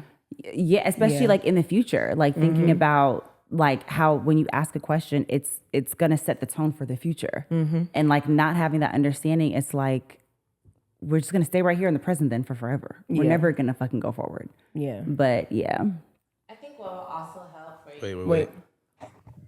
I think what will also help for Kelsi's peace of mind. I think that the next question, instead of like trying to reframe it for him to understand it, to not overwhelm yourself, would be to ask, do you want me to re-explain this? Like, do you want me to break it down? Do you even want me to try to get you to understand what I'm trying to ask you? Because then David could probably be like, no, give me a second. I'm still trying to figure out how I want to answer that question before you give me alternatives of how to understand it. That way you're not over-exhausting yourself with trying to explain. You can just stop it right there and be like, do you need a second? Do you want me to even try to explain it to you? And he can be like, yes or no. And then that kind of will be a better way for y'all to communicate. I think that's really good because you get very exhausted with trying to get someone to understand your perspective. But because you yearn so much for someone to understand, you don't mind, you will, not realizing that it's exhausting you. And so I think that's very, very healthy to say, you know what, do you actually need a second or whatever, however you just framed it, whatever works for y'all, however y'all translate it, I think that's very, very healthy because you now won't be doing the mental gymnastics. To try to get you him now to won't feel like, oh, I gotta hurry up and give it, and I don't have time to, like James says all the time, like you 12 gauging me because he needs more time to process. You gotta give me a second. So I think that, damn, my girl. That was good. Bitch, that was good. Because I was like, I feel Kelsi, like I feel you wanting to like get the answer, like wanting clarity. But it's like if that person can't give you that clarity in that moment, then how do you protect yourself in that moment?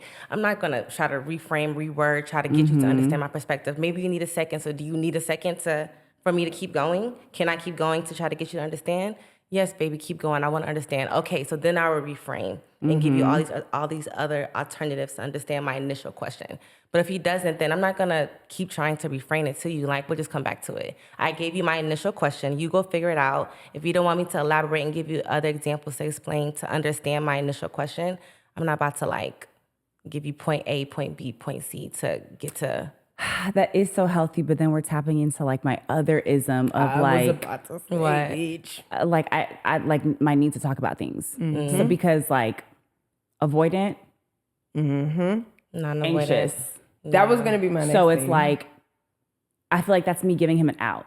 Like, are you ever gonna come back to it? Because you're not gonna come back. But I think that's where the compromise comes in. Like if you know that would be Kelsi, you have to come back. You have to come back. Yeah, you have to come back. Because I think that is like, I think that's definitely a thing in our dynamic, because I know I got to have this conversation right now or else he will never have this conversation. And So for me, I'm like, let's just fucking push through it. And he's the complete doesn't operate opposite. in that way. And so that is the perfect solution. I feel like if we can both meet each other, if we can both be held accountable to, like, if I'm going to be held accountable to give you that space and to completely like derail my thought process by like stopping, then you have to be held accountable to come back. And like, not come back when I come ask you, but like, you have to come back to the conversation. And that don't mean in 12 days. That's another similarity that y'all have. Like, nah, you're laughing. I'm serious. Like, I will drag it. Yeah, she'll I will be like, drag it. I need time to think. 12 hours later, Janai, it don't take 12 hours for you to think about one sentence. No, and this is what it is. Like, and it's no excuse. This is truly like what it be. This was us yesterday. I said, I need time to think. She was like, you don't need that much time. I'm like, well, I'm driving and I'm doing all these other things. And I thought of so many other things that like my brain power needed at that moment, right? And so it's like the amount of brain power that it takes me to like answer this or to think about this or whatever. I genuinely sometimes don't feel like I have it. And so I need time to like sit down and do nothing to think about it. But it's when am I sitting down to do nothing? I don't think that we've ever like vocalized this. You're very avoidant. Yeah. Like as anxious as you are, because that's what happened was she was like, okay, I'm not going to, she was writing a message. She's like, I can't write the message because I was like, okay, well, let's talk about it. She's talking about everything but the thing. Every fucking thing in the world. Every fucking thing in the world. But in that moment, I didn't want to, and that's okay. And maybe that's another thing. Maybe I think that's another thing too. At that point, that was enough for me. I had done enough processing with that situation. I need to move on to something else. I didn't want to process it in that moment. And I don't think it's fair. I do not think it's fair. I do not think it's fair. And I don't think that it's right. But I truly think, and this is not me making excuses. I'm just saying what it genuinely was. I'm done processing that right now. I've looked at it. I've read it. I'll come back to it when I'm ready to fucking process it. But that's not fair to the person that's not fair to the receiving end of that, because it's like, bitch, when you decide to come back to it, it might have been, like you said, fucking 12 days later. Because and now you want me to jump for joy because you decided to grace me with a fucking response. And I don't think that's fair. But genuinely, that's what it is. Sometimes I'll be like, especially knowing that. And I think what makes it all the more like detrimental is just knowing how badly you would feel on. It's not like you would be okay. I have an anxious attachment style. It's not like you would be okay with somebody else taking 12 hours. You'd be like, what the fuck are you thinking about? I will say that. Like, when I send something or when I do whatever, I'll be like, you got 13 minutes. It took me 13 minutes to type it out. She won't respond for 5 hours. Yep. And I'll be then they won't respond for an hour because they're at work. Because they have a job. A real job. Making a difference in the world. And I'm painting eyebrows. You ain't that fucking busy. Like maybe he is actually that fucking busy. But it's that, you know, and another way that y'all are similar. Y'all want a treatment that y'all don't provide. Like, you want somebody to fucking sit at their phone and text you right back, but you don't want to text back for every fucking 3 hours. Like, that's so unbelievably, like, not fair. But see, this is the thing. No, I'm not trying to be funny. I'm genuinely not trying to be funny. I be thinking about sometimes, like, when you say stuff, because there's a lot of stuff I don't notice until Kelsi says it. Like, he even said that, he's like, Kelsi say it is fucking gold, but if I fucking say it, listen, join the fucking club, because if Janai says some shit to fucking David, it's the best fucking thing he's ever heard in his entire fucking 30, almost 1 years of life, okay? Fucking A. So I'm like, I'm not trying to blame nothing on nothing. Like, this is really... I can tell when you get to lying, bitch, because you looking up in the air. Because I'm trying to think. No, this is what it is. She looking for the it's lie. The ADHD. Right, she looking for the lie. It's truly the ADHD, bro. I don't know. No, and it's not... I swear to you, I'm not trying to be funny. And I really would wonder if... I would love to talk to other people and see, do they experience this? Because you can talk to me. You don't. Our brains don't operate the same. That's what I'm saying. Oh, you're saying you would like to talk to other people with ADHD. I would love to see if someone whose brain operates like mine, if they feel that, because it's not that I don't want to provide the. You don't stop to think about what you provide. No, it's not that. I don't stop to think about, like, How you're affecting? No, it's not even that. It's just like, I guess, but like, no, like it's probably genuinely is that. I be in my own little bubble so much of the time. So it's like, it's not that I'm sitting here like, oh, I'm gonna purposely not text you back. I will say to myself, okay, take a second. And then that second turns into 3 hours because instead of taking the second to actually do that, now something else has come up. Now, I was sitting there doing nothing, but now I'm like, okay, I'm gonna take a second. No, seriously, this is how it'll happen. I'll take a second, I'll put my phone down, I'll get up and go do something else. Now for an hour, the phone has been sitting on the couch and I've been doing 12 other things. I have no recollection that like, this is what I'm supposed to come back to. Then I'm like, oh, dang, okay, now I had a moment while I'm sitting on the toilet to think about it. And then I come back to it and I'm like, damn, it's been 3 hours. Like, that's kind of fucked up. Yes. And so that's what it is. It's not because I don't care or because I don't think it's important for me to get back to you or because whatever. And me taking that processing time, I've probably started to process something else. Like, that's truly what it is. It's not that, like, I don't care because, bitch, like you said, I be so anxious to, like, have the conversation. Mm-hmm. But when I need processing time, 9 times out of 10, I'm not taking that processing time in that moment. I've started to process something else. So I do think that happens sometimes. I also know there are times that you do it out of spite. Oh, I yeah, also sometimes. know that there are times that you're like, I actually don't feel like having this conversation, so I'm not going to respond right now. And you don't care how long it takes you to come back to it. But also, the other thing is you are 30 years old. Your brain has been this way for 30 years. At what point, it gets to a point. But I think where you need to start experimenting with different ways of, like, the same way that we talked about the editing. And I was like, well, just try 15 minutes. I'm not smarter than you. I've been like this for 30 years, but I've only known that I've only started to unpack that my brain has operated this way and really delve into that. I've just been operating. You got to think about that. Like, you haven't been consciously thinking about the way that you operate. About the way that I operate, for like maybe the past year and a half. That's fair. So now instead of me undoing something when I'm like maybe 15 and like, okay, you're diagnosed at 15, so now you have all these tools. I don't have the tools. So now I'm trying to figure it out. You know what I'm saying? And now my brain, it's not like I learned it pre-25. I'm developed at this point. Yeah. So now I'm undoing things. So it's a little bit harder to like undo these things versus to like know them and work towards them as you're like learning and growing and developing. Like, you know, if I fucking always walked with a limp for whatever reason and all of a sudden I learn, it's going to take me years to relearn that. And not saying it's going to take me years to like be a better person or to like do it, but I'm undoing the way that I've operated for so long. But I think in dealing with people with ADHD, I think another thing that's a little bit frustrating is like, you're like that in certain areas. There are certain areas in which you are very meticulous. And so that's frustrating because it's like, if you can do that here, like I say to David all the time, you can think about a million things in business that you have to get done and get every single fucking one of them done. Every single fucking one. Cooking. Cooking is a timed sport. And you have to constantly, your brain has to be able, my sauce is here, I'm cutting this, and I'm doing that, and I can do that flawlessly. And I don't, without even putting like extra thought. And so it's like frustrating because it's like on the outside looking in, I'm like, well, it should be so simple. It should be so simple, but like clearly you have the capability. So instead of like, I'm using this word, but like complaining about how it's so hard for you to do it. Why don't you figure out what to apply in this area like how that you it works apply over here? So, Yes, it's very frustrating watching somebody do something that they're telling you they can't do.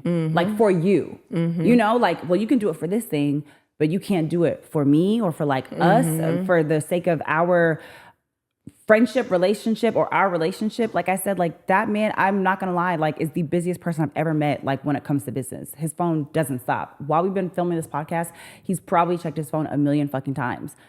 You can have 1 million tasks in business and get them all fucking done flawlessly. But when I ask you to fucking fold up the clothes and remove something from the bathroom, those two things were too much. Like that's frustrating. So like, and I think that's like constantly learning yourself, because the same thing I told Kelsi the other day, I need to clean, I need to do that. So and I knew what she was doing. She's like, so did you clean? I said, no, I did 2 loads of laundry and then but that's truly how my brain will work. I started cleaning, right? And then I realized you don't have any sponges.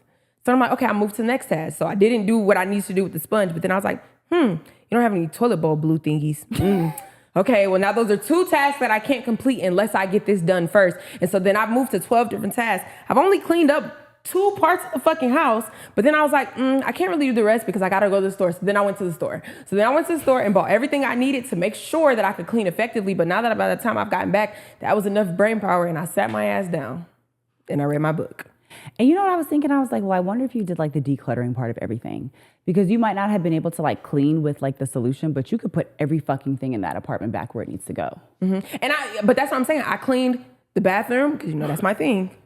I cleaned the bathroom outside of the blue toilet bowl thingy, and everything was nice and clean. And then I cleaned everything else I could clean without needing the sponge at that moment. But that's fucking fair. But that's what I'm saying. But that was enough. And then you saw how it looked when you got there. It was chairs up on the thing. Like, it looked like I was in the middle of the cleaning, but like I had completed in my brain, like that was enough for the day. So but that's what I'm saying. That's a very, I guess, surface level way of seeing that's a realistic, realistic day to day on how that applies to so many other things that I do, you know?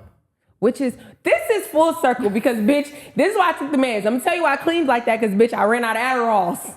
So that's why I bet you if I would have cleaned up on the Adderall, everything would have fucking got done with or without the trip to the store. I would have figured it the fuck out. Do you resonate with that? Like halfway completing tasks because a problem comes up and then you feel like you can't. You gotta solve like this circumvent problem the before. problem. Mm-hmm. Like if I'm in my office. Oh my God. If My I'm God, in my you eating your office, meal prep? I know that's right. if I'm in my Literally, office, the right, time. and let's say I have to do an automation or set something up, and I go to log into the software and I don't have the password, and I'm like spending 15 minutes trying to find it. I'm like, shelf this task. Yeah. I got to get to the next one because I don't got time to be looking around for this password. Yep. And then it sometimes it just don't get done. Don't get done. Yeah. Yeah. And then I'll have, like, you know, I say all the time, like, I get frustrated because I'm like, people are like, you got the same 24 hours in the day as Beyonce, so why aren't you a superstar? Beyonce eating them kids. That's why. Beyonce. People say that, like, what's stopping you from being Bill Gates? White power? Like, I don't Daddy's fucking money? know. Yeah. So I'll be like, no, but that's literally true. Like, I'll have a bunch of tasks, and so then I'll, you know, say like, well, I have to be so productive, or I know that I need to be productive, and I try to set myself up to be productive. But then one problem comes, and then it fucking I can't get around the problem. I have to fix this problem that came, and if I can't fix this problem, then I don't want to do anything. I don't want to do anything. It's a whole nother task that has nothing to do with it. Like I said, I sat down and picked up my book. It's because, and we also live in a world of distractions. Social media scrolling. And your I'm friend may constantly call distracted. you. Yeah. Somebody may text you. You may get hungry, want to go eat. Like a world of distractions. So it's very hard to stay. Yeah, that's how you said yesterday. Like, how'd you stay up till 2 a.m.? Well, I was reading my book, and then this happened, and then this happened, and then I'll do that all the time. And then I'm like, damn, I never finished cleaning. Let me clean up 3 a.m. I'm just up cleaning because now I'm like, I come back to this. And like, I know what it is, but it's just like, like I said, like trying to undo that because at first ever, that's how I've operated. And so now it's like, okay, put plans in place. Take the fucking medicine. That's the whole point of this. Take the medicine. Dang, I wonder. You want some Adderall? What you would be like? We can't say that on the thing. Yeah, I do want to try that. Yeah, I really do wonder. Not on me.